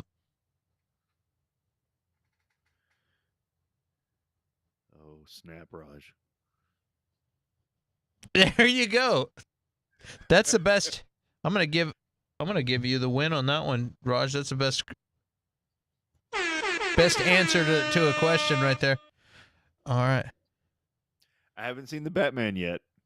I'm gonna watch it now that it's on HBO Max. But everybody made the whole thing like, "I am vengeance. I am vengeance." There were some memes about that, and now it's like, "No, you're not vengeance. John Wick's vengeance. You're Batman." Yeah. You need to go watch John Wick and learn about vengeance. Yes, and I would say John Wick as well, because if you don't know, Christmas is my birthday, and I would rather watch John Wick on my birthday than Equilibrium. So since Raj, there you go. Yeah, I put a little clacker that clack there since director Rajneesh did that one. All right, thanks for pulling us out of a bind there. I didn't know how to do that. What else we got? Oh, which one's a better date movie? Which one is a better date movie? This is a tough one. No. I thought about that for a second, and I was like, no. It's going to go to Wick again. He's avenging the puppy that his dead wife gave him, while Christian Bale lets them take his wife and murder her. Or at least from the male perspective, yeah, the girl's not gonna like Equilibrium that much. But he didn't even John Wick. He didn't even flinch when his wife was executed. No, he didn't even. Yeah. He's like, "Why are you here?" And they're like, "Oh, we're taking your wife." And he's like, "Oh, okay." You wouldn't. And Would you do anything? I could just hear hear the girlfriend like, yeah. Would you do anything if it was you standing there? Of course, babe. I wouldn't. oh yeah, It would totally. take more than a drug to keep me Yeah. from defending you, or Yeah. And then John Wick, a woman changed a hitman into a good man, and then she died and left him a puppy, and he fucking murders everybody to avenge the puppy. I would I say think they're gonna like. I would say that John Wick, she'd be like, yeah, fuck those guys. Yeah, they're like. I would say that John Wick is. She's gonna be my wife. My wife hadn't watched this yet. She's gonna be rooting for John Wick more than me. She'd be like, yeah. I would say that this movie's borderline romantic. Yeah. Yeah. Very. I think we should put it in the romance section of the. That's you know what. It's gonna go for one of my Valentine's Day because I think there's the girl Valentine's Day, not to be sexist by any means, not to or whatever. Are you talking about March 14th? Guy Valentine's Day, or are you talking about February 14th? Regular. What is March 14th? I don't know. I'm That's unaware also of that. my birthday, but that's supposed to be reverse Valentine's Day, where the nice things are for the male. I was unaware of that. Or but whatever gender you prefer. The other preference. The more other side. Let's see here. But yeah, my wife will watch Dirty Dancing and stuff like that, and all those movies. And those are wonderful, fine movies. But I'll be like, well, let's watch True Romance, or let's watch and John Wick's going in there. And I always think people always forget it, but I think one of the best romance movies is The Jerk, with Steve Martin. Oh yeah. Yes. Yeah. I think that's one of the best romance movies. I ever, love that movie. The first day felt like an eternity. The second day felt like years. The third day, that was just like a normal day. But the fourth day, yeah. I didn't yeah. Ides of March. I didn't exactly quote that perfectly, but you get the idea. So I think we're give that one to John Wick. Yep. All right. This is either going to be the biggest comeback ever. All right, and then did we already ask this one? Best cast? No. We kind of leaned into it. Yeah, we did characters. We didn't really go with cast. Interesting. Let's take a look. Where's Game Time? There it is. Or Wick's gonna take this one too. I mean, Equilibrium had a fantastic cast. Like the actors, William Fichtner. I mean, let's look at the Can I do a screen share? No. Oh, what do we got here? Yeah. No, my technology doesn't work that way. All right. I mean, we got Christian Bale, Sean Bean, Emily Watson, Ty Diggs, Emily Stewart, Angus McFadden, William Fichtner, Sean Pertwee, Dominique Purcells. I mean, there's a lot of good actors there, but I think old John Wick's gonna steal this one too. I don't know. I mean, but all these people are. What you got? Willem Dafoe. You got Alfie. Willem Dafoe. Willem Dafoe, man. You got Willem Dafoe in it, like it's yeah, exactly. Like, and then Ian McShane too he's solid, dude. Kevin Nash, just having Kevin Nash. Kevin Nash, Bridget Moynihan, Leguizamo. I don't normally like, but he was great in this. Yeah, he played exactly the appropriate role in this. He's a side guy. You didn't need too much of him, and he behaved exactly how you would think. Um, as a Maliki? yeah, which one would you, Ronnie? I mean, Which, wh- like that's the thing. Like cast wise, they're probably fairly even, pretty? but utilization of the cast, which I mean, that's not the question. John Wick I mean, it utilized their can be. cast better. Well, but that that's um, I could I could see this being almost a split on the cast. I would still give it to Wick, but again, it probably leans more towards utilization. They made more of their cast, whereas in Equilibrium it was Christian Bale and Emily Watson stole the show, and the other people did great, but they were there, you know. So Yep. I guess yeah, I'll give it to Wick. I mean, like, Hold on a second here.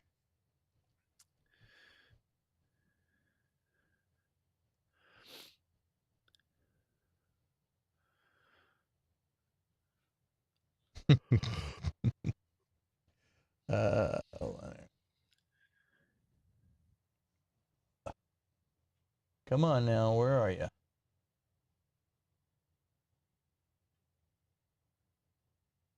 I'm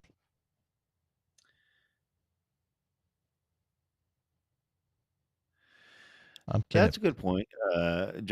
Ronnie James says hard because John Wick is an arc, but Equilibrium is a standalone with a great cast. Like that's he said it better than I said it. Like that's kind of how I feel. Like he said it more eloquently than I did. Yeah, but how do you really feel?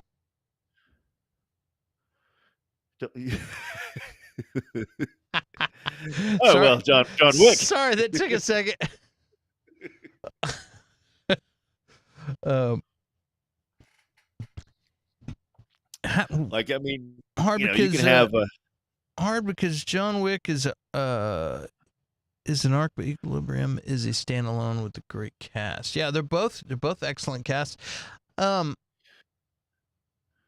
We could tie this one. I'm fine with that. Yep. You know how we're gonna do that?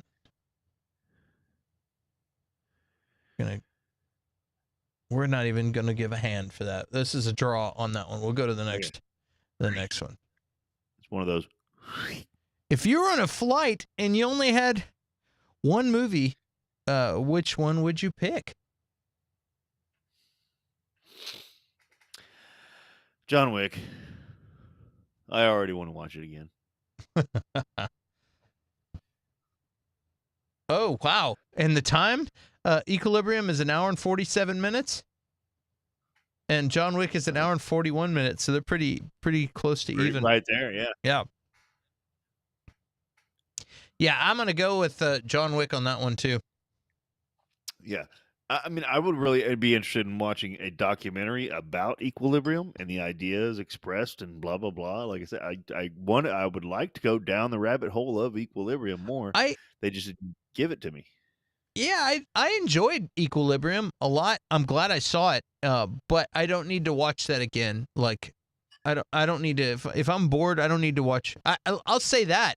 Well, I don't ever think I need to see Equilibrium again for like a long time. You know what I mean? And John Wick is one that I probably will watch over and over. Like, yeah. Ronnie says it depends on the flight. To Europe, Ronnie, I would watch both. Yeah, but you only get one. Right.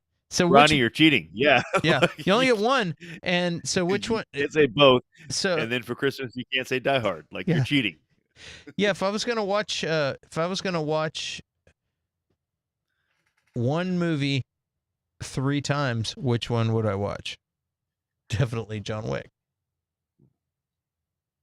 Maybe. That's hard because you might notice some little details on the other. Yeah, there's more to go down the rabbit hole with Equilibrium. There's definitely more to go down the rabbit hole, like we talked about. But they don't give it to us there. That's what I mean. Like they like Hmm. you know it probably bothered me more that the action sequences get in the way, and I love the action. Like that's a draw. But again, Yeah. like it's two separate movies that they just like cram together. Um, Who do you, so who do yeah, you think had a better story? That's a tough one. I mean, that's okay. they're both all about That's animal abuse. Just kidding. that is a tough one. Okay. Um, John Wick's story was very simple, and were it not for the action, um, and the portrayals, like you could see, I could see very easily somebody picking the wrong actors, having the same exact plot, the wrong actors, and the action not as good, and making this movie, and it's some B movie, and you're like, this is so fucking stupid. They just killed his dog. Like, who cares? Like, and he's gonna go take on the whole Russian mob because they killed his dog. This movie's so fucking stupid. But it wasn't that. It wasn't that. Because they did it right. So the story for John Wick is very simple. It's very good, but it's very simple. The story for Equilibrium is very complex. Um, I just don't know if it was pulled off. Hmm. Yeah, it's an interesting story. Yeah, it's interesting and it's a good story, but that's the thing. So, John Wick pulled off a very simple story and made it amazing. Equilibrium had a very ambitious story. I'm assuming, and didn't quite pull it off. So, is it the story's fault or is it the director's fault? Or Ah, Raj, you got to weigh in here. You got to help us. yeah, We're not that's an directors. excellent question. Because it's a very like that movie makes you think. You know what I mean? Like once you get past the emotional beginning, then you're just along for the ride of ass kickings. You know what I mean? For John Wick, but this one, it's like a blossoming flower as this movie goes through. You know what I mean? Like I feel and it really the more he starts to think about how he didn't do anything for his wife Right. getting incinerated, and then all of a sudden this lady is about to, and it just keeps blossoming and blossoming, um And writing and that's Equilibrium wins, but Wick is simple and great. All right, what were you gonna say? well, no, and that's a good point too because he had a wife, he had children with this lady, but if he never had feelings for her, and yet Emily Watson, he that's the first person he may actually have feelings for. Yeah, You know what I mean? Like that yeah. might be like because we know he was married to her, we know that he had children with her, but if you're not allowed to have feelings and he's never had feelings, like what does that even mean? Like this is your breeding mate or Yeah, it's what? wild. Like um so and that's the thing, like you can it does make you think about that set and you want them to explore that more. They just don't necessarily. So that's a tough. Okay, we got Raj here. A little both. Always falls on the director, but the script needs to be strong. Personally, certain performance choices and coverage is on the director.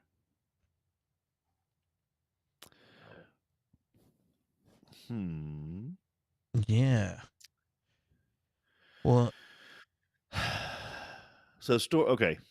So I'll do this. I'll say story wise.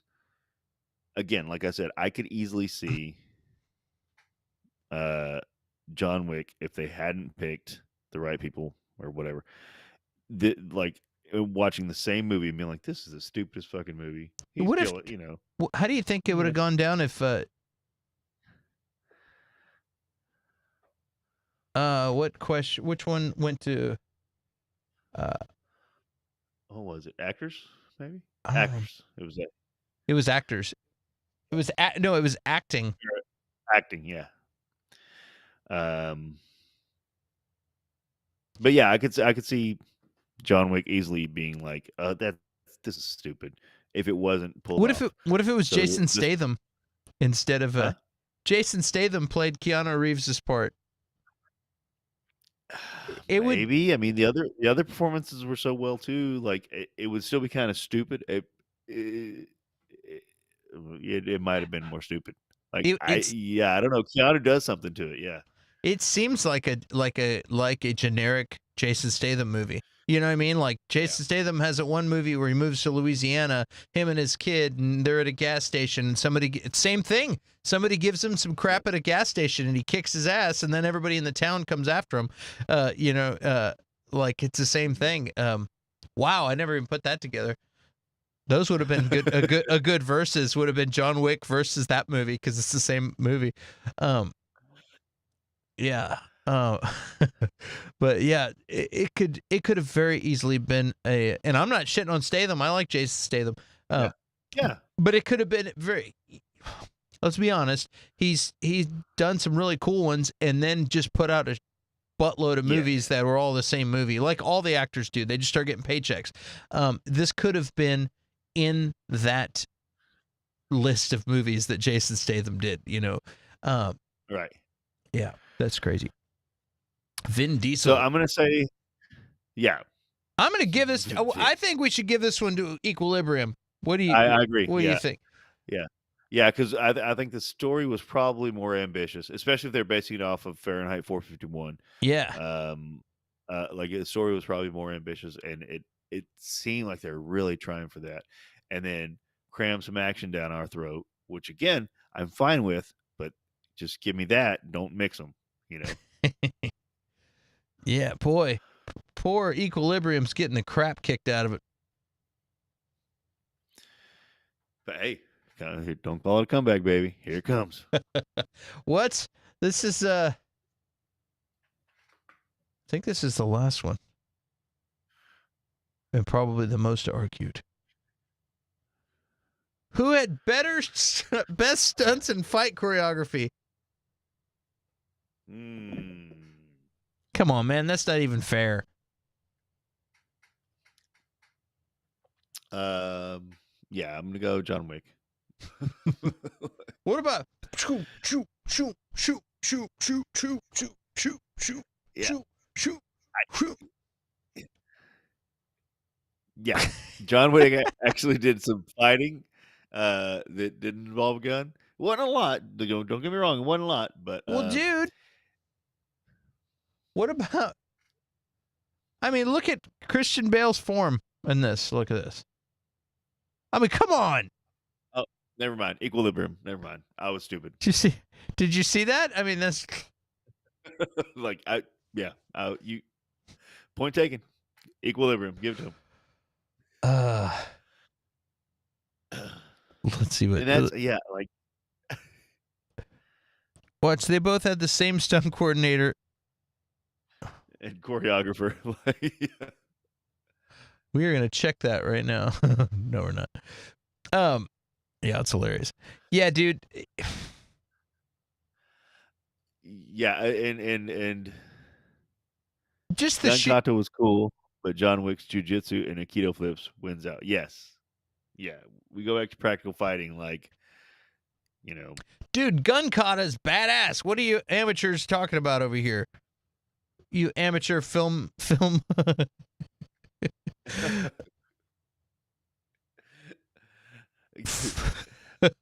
put Ronnie's up there. Yeah, that one is a joke. Bale playing a bad Jedi versus Keanu whooping ass. I mean, it's we all know. Come on, we all know what time it is. We all know. That's a good point. Yeah, they're pulling the whole Jedi thing, like, you remove yourself from attachment and blah blah blah. Dude, the Jedi are from this universe. Jedis are from this universe, from the Equilibrium universe, where the rebellion didn't win. What? Yep. That's impossible. Remove all attachment. No. Remove all attachment. Can we go get some power converters? No. That's impossible. There we go. Okay. Holy smokes. This is the biggest ass whooping we've ever seen in the history of the show. Right here. Yeah. 2, 3, 4, 5, 6, 7, 8-2. John Wick destroyed Equilibrium, which But to makes. be fair, Go ahead. to be fair, one was a big hit that has had a trilogy in like what 6 years or something like that, and the other was a cult classic that somewhat forgotten. Forgotten. You take that back. Somewhat. I said somewhat. Oh, I was aware of it, but I had never. Jim Ramos Vickers choreographed Equilibrium. All right. Melissa Kennedy. Who choreographed John Wick? Ronnie, I'm happy to get your opinions, man. That's what makes this thing fun is the audience participation. Plus, it's good to talk to you, even though we're not really talking, but we're kind of talking. I'm hosting, and you're speaking truth is what you're doing. Snap. One is a joke. Christian Bale playing a bad Jedi versus Keanu whooping ass. How do you really feel? All right, well, that was another point for John Wick, which means the winner of this thing. Such a close one, indeed. That means the winner of this goes to, is John Wick. There he is. Yeah. I'm going to speed it up. All right. Yes, sir. John Wick destroyed. Congratulations. Keanu, if you're willing to accept your award, you can come out next week. We'll gladly have you on. You have to talk with our producer, Christopher Klink. And I'm sure he can set it up. You're in Albuquerque. Now, let's see here. Melissa said... In the John Wick trilogy, Keanu Reeves and the director used what they had learned under the Hong Kong choreographer Yan Wu-ping for the Matrix films. Oh, okay. Cool. From an article. She found it from an article. Yeah, someone else said that earlier, that a lot of the fight choreography they had gotten from the Matrix. And that makes sense. Like, it was, damn good in the Matrix. It's fantastic. I love when I love seeing Keanu Reeves kicking ass like that. I like that he learned how to do a bunch of his own stunts like Tom Cruise does, and I'm just trying to get a reaction out of Curtis on that. Tom Cruise, does his own stunts and stuff. I missed that part. Sorry. Well,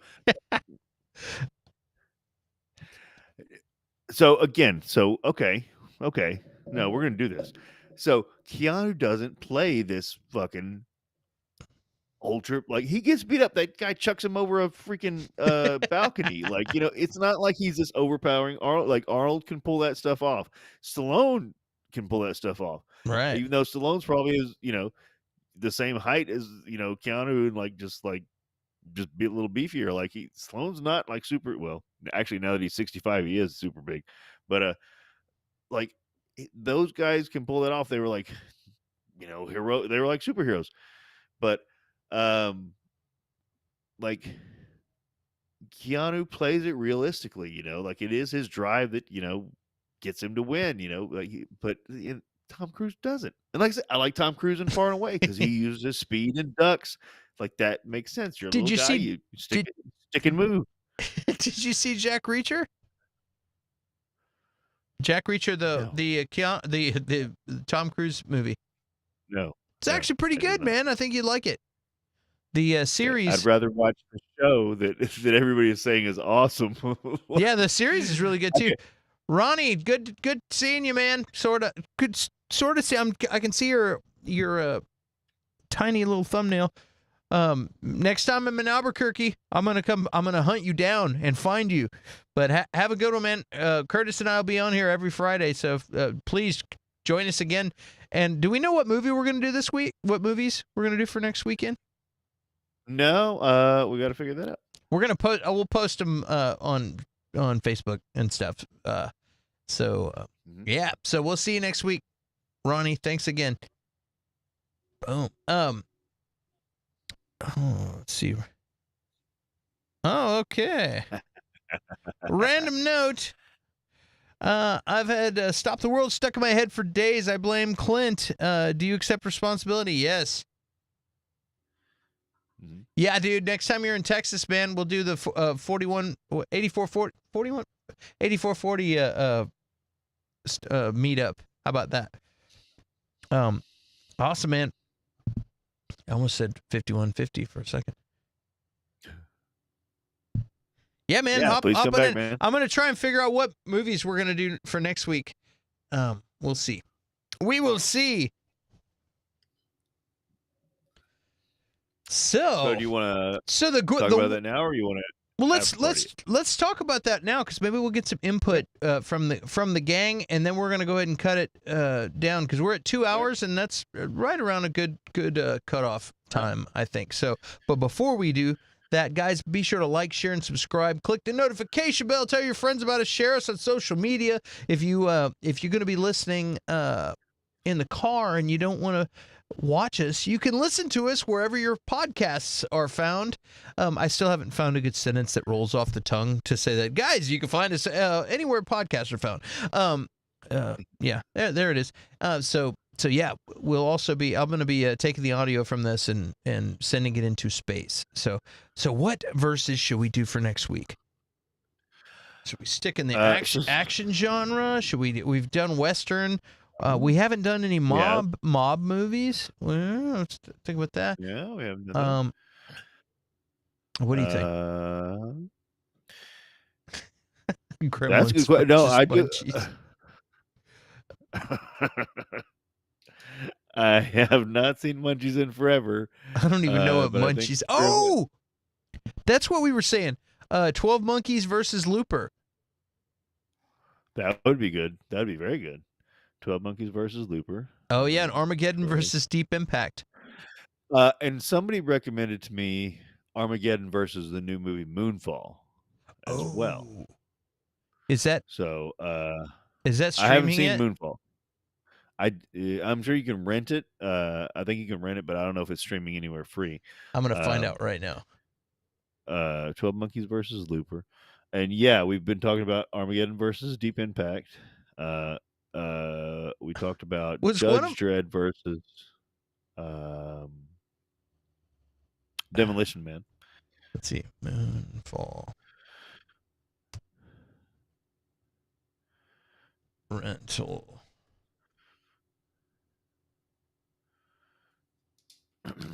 Where is it? No, I don't want it.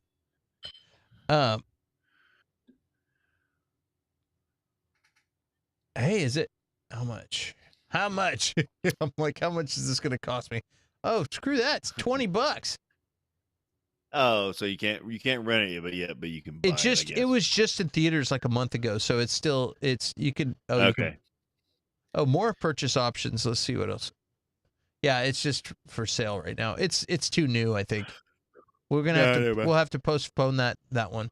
I'm always down for horror versus horror mill. Horror geek. Yeah. But yeah, so we did action. What did we do? And last week we did what was last week? Yeah, we did Dread. That was action. So we probably need to let's switch it up a little bit, genre. We can do and that's the thing, chat. Like, if you got something like that, I really enjoyed watching two movies that I hadn't seen. Yeah. So if it's like something that's even out of our ballpark, like throw it at us. I don't know. Now you could do some comedy. We have not. Have we done a comedy yet? I don't think so. I mean, because I've never sat down and analyzed Office Space, but it's one of the greatest movies ever. And so, yeah. And I put that up there with Dumb and Dumber, another one of my favorite movies of all times too. So it's like, which one's better? I don't know. I've thought about doing those two. I really like 40-Year-Old Virgin a lot too. That's another. This is all the same era, but you know. And Anchorman That one, is another good one. So it's like, oh, Anchorman. if you had to like, Yeah. And that's the thing too. Like honestly, like I don't know if you get old and laughed out, but like it's to find a movie that really just makes me crack up nowadays is so hard. Like if you just like if you've seen everything, like I mean, when was the last time like you just crack like first time I watched Anchorman and or Dumb and Dumber or something, like I just cracked up nonstop. And like movies like that, like I'll find some and they'll be comedies. I'm like I'll laugh a little bit, but I'm like, oh yeah, that's funny, and I'll know my brain will be like, that's funny, but it's like I don't laugh, like it's weird. Tootsie versus Mrs. Doubtfire. Ooh, uh, that's a pretty good one. Oh man, boy, oh boy, Little Nicky. What is I can't handle Tithead? Little Nicky. I don't even know what Tithead is, but Little Nicky. That just I feel for Little Nicky the same way that Curtis does about Tom Cruise. Doing action movies. I'm just like, I can't watch Little Nicky. That character, he's like, I just can't stand him. I've never seen Little Nicky, and it's complete sabotage.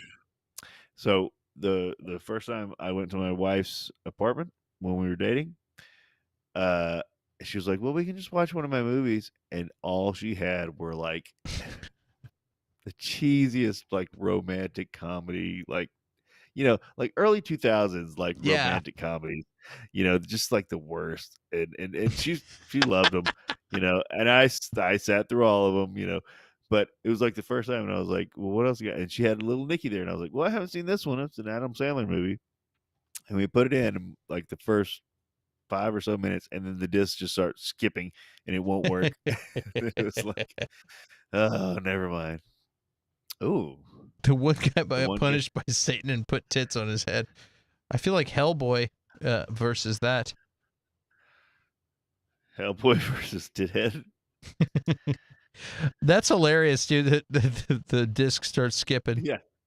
And and then it was like, okay, well, never mind. Oh. And then we watched this terrible movie. It was the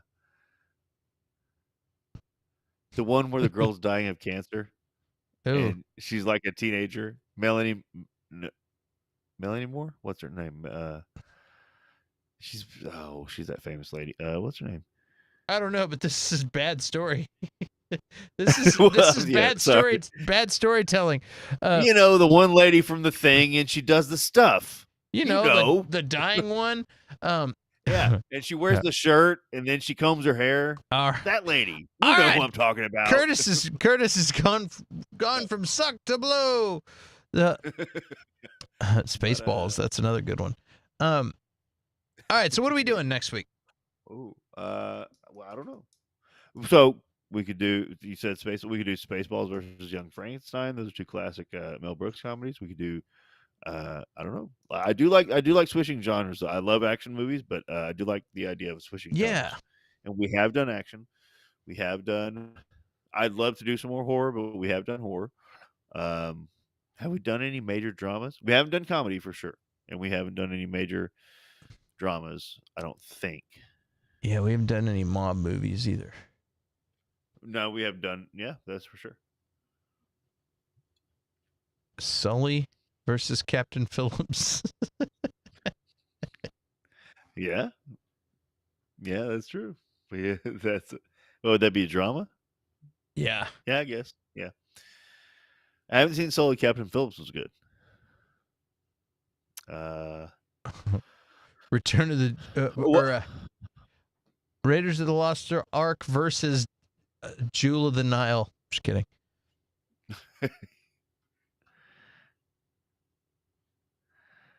I don't even know what. I haven't seen Support Your Local Sheriff, but Blazing Saddles is such a good. That's such a good movie.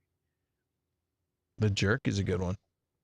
Yes, I would love to do jerky as anything. Hopefully, I own it. I buy it all the time.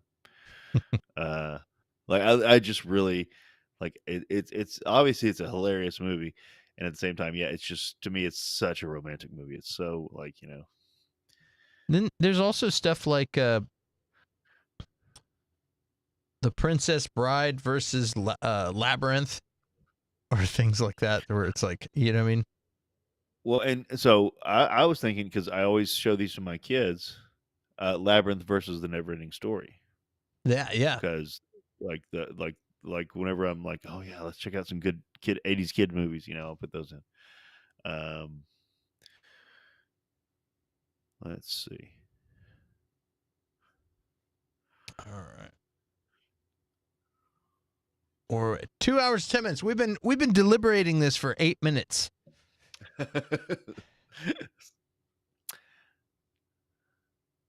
Oh, you think so? Yeah, yeah. Never-ending Those are story very good. versus which one? Labyrinth Labyrinth. versus Never. Yeah. Um.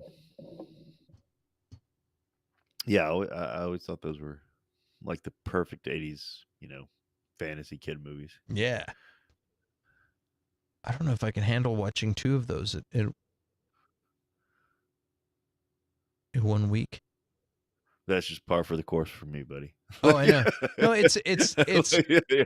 it's funny because I've been occasionally watching older movies and then from my childhood, and they're not what I remembered them to be. You know what I mean? It's like almost depressing. I mean, yeah, like, and that's well, yeah. There was a movie I was just watching not too long ago, and I was thinking that same thing. Like, it's like this This, is really not a good movie, or like, yeah, what's going on here? Like, the magic's gone. yeah. It's like it's one of those things. It's like when I eat at a certain restaurants and stuff. Like in Texas, we have Whataburger. Everybody likes Whataburger, or Sonic or whatever. Like you get the Sonic too. And when I was a kid, the food was way better. And now, what I'm wondering, have they over the years gotten cheaper ingredients and are making a crappy product compared to what I got as a kid? Or have I matured and I'm a grown up now and hamburgers aren't life anymore? They're like, it's just filler. You know what I mean? Like, I was like, has it got shittier or has my palate gotten a little more refined? What's the deal? I don't I want. think. Well, I think for sure, like, as they get bigger, their ingredients definitely get shittier. But at the same time, did you know that like as you get older, your like the number of taste buds on your tongue just die? Like you lose taste buds over the years, and that's why like when you get older, you want spicier and spicier food because it just kicks the shit out of those taste buds. And when you're younger, you got bazillion taste buds, and you like touch anything spicy, and you're like, Ah. oh my god, like because senses your tongue's so sensitive. So like yeah, I definitely feel the same way. But Yeah. like I just throw jalapenos on pretty much anything. Pretty much everything. Yeah, I just feel like, oh yeah, they're like, hey, let's maximize our profits. We're gonna switch a beef distributor. Next thing you know, they're getting Yeah, like, it's like they're like, okay, now we've got the 10% soybean meat patty, and then next year it's a yeah. 15%, and then next year it's a 20% soy, and then the next year it's like it's not even meat. It's like a soy. it's It, it's like 95% soy, and it's like $2. But then the Impossible Burger, which is all plant, is like $4.50. yeah. What? Wait, huh? No, I just noticed like that happened recently. I went to Sonic and I was like, I took a bite and I had a flashback of a cafeteria burger from high school, and I was like, dude, Yeah. they just Sonic's changed been this. They just changed it late in the last year. Sonic's been going down. No, it's been a couple years, or at least maybe like it's spreading or something. Yeah, But like it's been a couple years that. I mean, Sonic used to be amazing. it used to be really good. I Like used to, yeah, yeah, I would skip Whataburger and go there. sure, yeah. We're talking about hamburgers now. All right, we gotta cut this show off. Yeah, Cloverfield and Blair Witch Project. Ooh, that's an interesting Okay. genre. The first major found footage films. Yeah, Okay, I never that's did. that's a definite genre. Go ahead. I'm sorry. I was gonna say I never did see Cloverfield. Oh, it's great. It's Yeah. great. Hmm. Uh, I kind of like that one. Blair Witch Project. I saw that one in the theater. That was a I saw fun it in the. movie when it came out. Have you seen it? Have you seen it outside of the theater? I have not. It loses luster. Now I haven't seen it in probably 20 years or whatever, but it lost its luster outside of the theater. It was very good in the theater, and then I saw it again. I was like, yeah, this movie's not so good. You know, Like they. they're talking about rebooting Blair Witch and making a reboot, like doing another one. Oh, I'm sure. I'm like, how is that going to But work? there's a whole found footage genre now. Like that's all they are, and like those movies kind of kickstarted it. So that might be kind of good. Wild, wild stuff. I'm like, how is that going to work? Everybody's running around the woods with their iPhones. Yeah. Oh, you know what? You kind of could do that. Like you Yeah. get several different perspectives. Yeah, nowadays, ooh, that's good. You make that movie, Clint.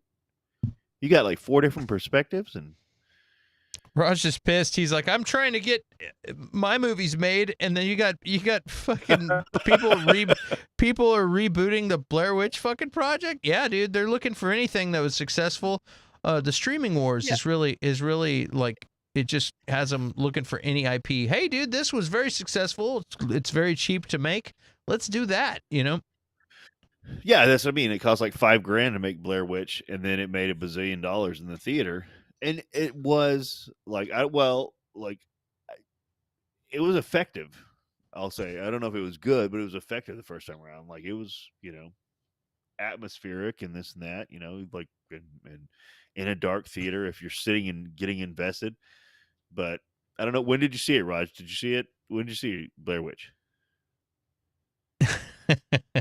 It would be probably at the theater the first time, I would imagine. I can't imagine anybody renting that or anything recently. Antlers? Have you seen Antlers, Curtis? I've heard great things about it though. We could do Antlers versus Tusks, What is which I've Tusks? heard. It's basically where a guy kidnaps a guy and turns him into a human walrus. I don't. I've heard good things about both. I don't know. I haven't seen Antlers, nor Tusks, I'm gonna but say small town Oregon teacher and her brother, the local sheriff, discover a young student is harboring a dangerous secret that could have frightening consequences.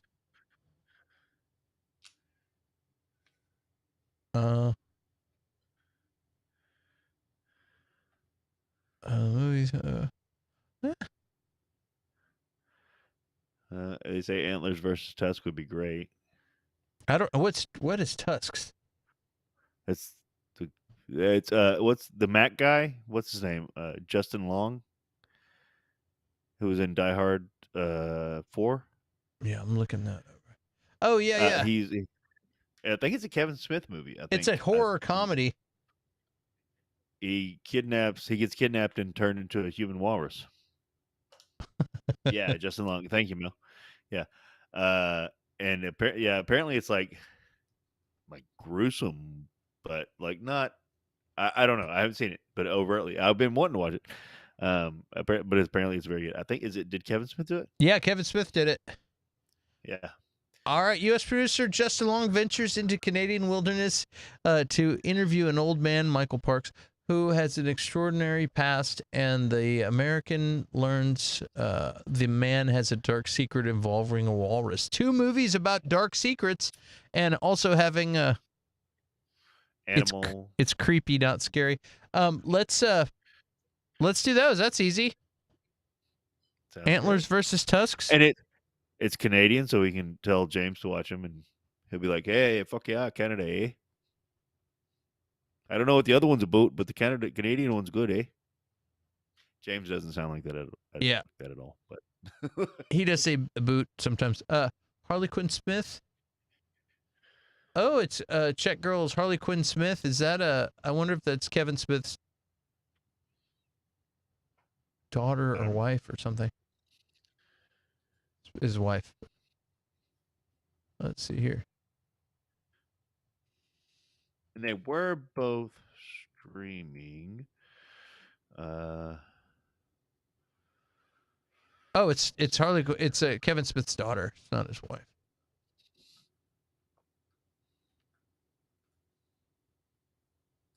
Cool. I have to look that up.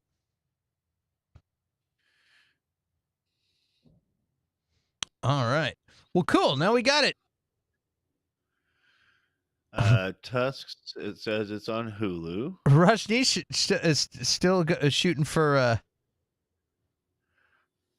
Deep Impact versus Armageddon. We also have Moonfall in the equation, but we'll have to pair that up with a different. So what do you feel like watching this week? Deep Impact or Antlers? Well, I've seen. I kind of enjoyed watching two things I hadn't seen. But Antlers and Tusks, it looks like are both streaming on Hulu. So we could check Deep Impact and Armageddon. Earthfall. Earthfall. Awesome. But there's another creepy movie that I've been wanting to see. It's about a couple, and they have a baby goat or something that they raise as a child. Do you know? Does anybody know what I'm talking about? I think it's just called Goat. I know what you're talking about. What's it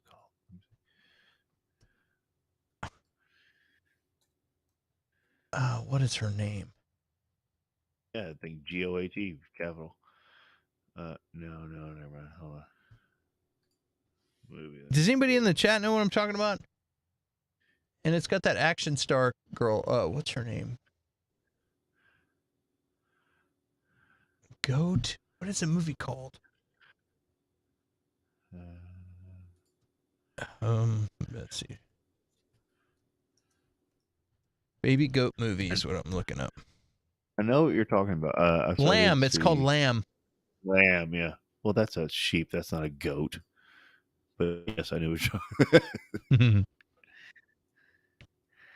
Lamb. In rural Iceland, a child couple discover a strange and unnatural newborn in their sheep barn. They decide to raise her as their own, but sinister forces are determined to return the creature to the wilderness that birthed her. It's on HBO Max. Lamb is? Yeah, apparently that's what. Animal. It's a show. And it's good. Yeah, it's So let's see. Ronnie says, "Wait for Moonfall to go streaming and do a triple." I like that idea. Let's see here. Max. Okay. Of course, Roland Emmerich did Moonfall, Melissa. Like, he's the king of disaster movies. What's hilarious about we'll talk more about it whenever we do those movies, but it's hilarious is that he's like he's mad at he was saying some stuff about superhero movies, and I'm like, dude, you like completely dominated the 90s with every single spectacle movie. Yeah, don't act like you make high art. What if this happened? Yeah. What if a tornado hit? Let's make a movie called Tornado. How about Twister? Hey, what if a hurricane happened? Let's make a movie called Hurricane. Yeah. The Day After Tomorrow. Global warming hits in 3 days. Climate change happens in 3 days and people freeze to death immediately. Like, okay. No Antlers, Bobby? Have you seen it? Melissa loves death. That's why she was. Yeah, exactly. That's why you're tomorrow. Like, Roland Emmerich did Moonfall. Yes, of course. It's all good. My dad did too. That was one of his favorite movies. What was Moonfall?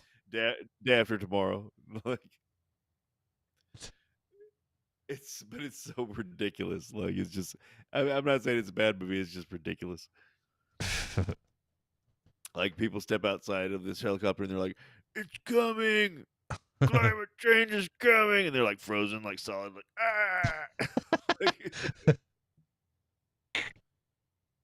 It's got Emmy Rossum and Jake Gyllenhaal. What more do you want?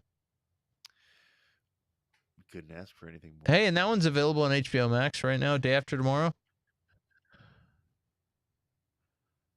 Where the hell is Why do you Moon? say no to Antlers, Bobby? I haven't seen Antlers. Why do you say no to Antlers? Oh, it's just not on HBO Max. I see. I think I got you. Yeah, Moonfall is $20 everywhere. That's if you want to see Moonfall. That's the deal. Antlers. Yeah, we'll wait. No, we'll wait. Moonfall. I'm sure Moonfall will be streaming free very soon. Yeah, they're on Hulu, so we can do. So we're gonna do Antlers versus Tusks. Is that what we're doing? Yeah, they're both on. It looks like they're both on Hulu. We can do that. Yeah. Lamb. I want to see Lamb too. We can do a triple feature on that, or we can do Lamb versus either one. I haven't seen any of them. So Lamb versus Antlers. Or Lamb versus Tusk. What should we do, guys?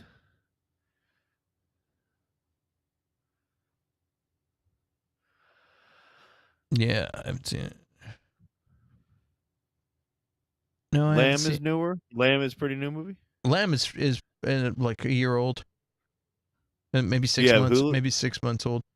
Let me see. So Antlers is new and Lamb is new. So we could do the two new ones. Let's see where's Lamb is. Watch Lamb now. Okay. Yeah, it looks like they're both on Hulu, Bobby. I think is what I just saw. Oh wait, but Lamb is on it. Wait, where's Lamb? HBO Max? Is it? No, that's what I'm asking. It's available now on YouTube for $4.99. Oh, all watch options. Let's see. It's $4.99 if you rent it, Amazon Prime or.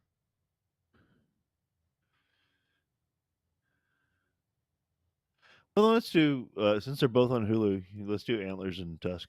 Okay, let's do that. Plus, I know you want to see. I know you want to see Lamb, but we can. But we can see that later. Yeah. We can do Lamb versus Pig. Oh, we can. Nicolas Cage movie. We can. Yeah. We can. Lamb. That's gonna be that's on the list. Lamb versus Pig. Okay. Ronnie says we need to see Tusk. Bobby says she owns Tusk. Okay, that's done. Sold. Okay. Antlers versus Tusk. That's what we're. It. Next week. Answers versus Antlers versus Tusk. All right. So I've been wanting to see Tusk for a while. All right. Well, the official winner, once again, gang, is John Wick. And it seems like we might have a heated battle next week. Yeah, we will. It's going to be Antlers versus Tusk. High five, I think everyone. it's on. We did it. I think Antlers is on regular Hulu, Bobby. I think I just saw it. It said, yeah. Oh, I see what she's saying. Well, let me see. Hulu. I think it's on regular Hulu. Sorry, is what it's saying here. But let me check my Hulu. It's on HBO Max right now. No, but that she doesn't have HBO Max is what she's saying. I gotcha. So let me see. It says here. It's on Hulu with a premium subscription of Hulu. Jeremy? I see. Yeah, that's what was confused, and that's what she was saying. That's what I was trying to see. Okay. It's Amazon Prime. It's $3.99 on it, which is pretty cheap. Yeah, that's not too bad. Or you can just listen to us and be like, see if you want to pay the $4. Yeah. Yeah. Well, sweet. Yeah, it's on. Yeah. Well, this was great, guys. Thank you so much. This was a great Friday. Thank you, all of you. Yeah, this was good. I'll find it. Okay, I think we saw Antlers during free weekend of HBO. I don't know when they do those free weekends anymore. I used to always know, but Well, cool. Well, again, guys, like, share, subscribe, all that good stuff that I'm supposed to tell everybody. Everybody in the chat, we'll see you next week. And thanks for hanging out with us every Friday. Thank you so much. It Yeah. was really a fun Friday. Y'all Yeah, made it tonight great. was good. Thank you, guys. Yeah. Oh, and you know what? I didn't go to YouTube. I got to post the results. I forgot to post the results. Bum, bum, bum. Boom, boom. Let me pull this up real quick. Good night, all of you beautiful people. We love you so much. Yeah, I'm going to the chat. I will. We're gonna have a good weekend with the fam. I just gotta take Yes, one. and it was, Okay, 40% so much. equilibrium. Yeah, I'm 40% equilibrium, and John Wick 60%. So there we go. there you have it. We did it right. Yeah. All right. Well, cool. The official winner. All hail the champ.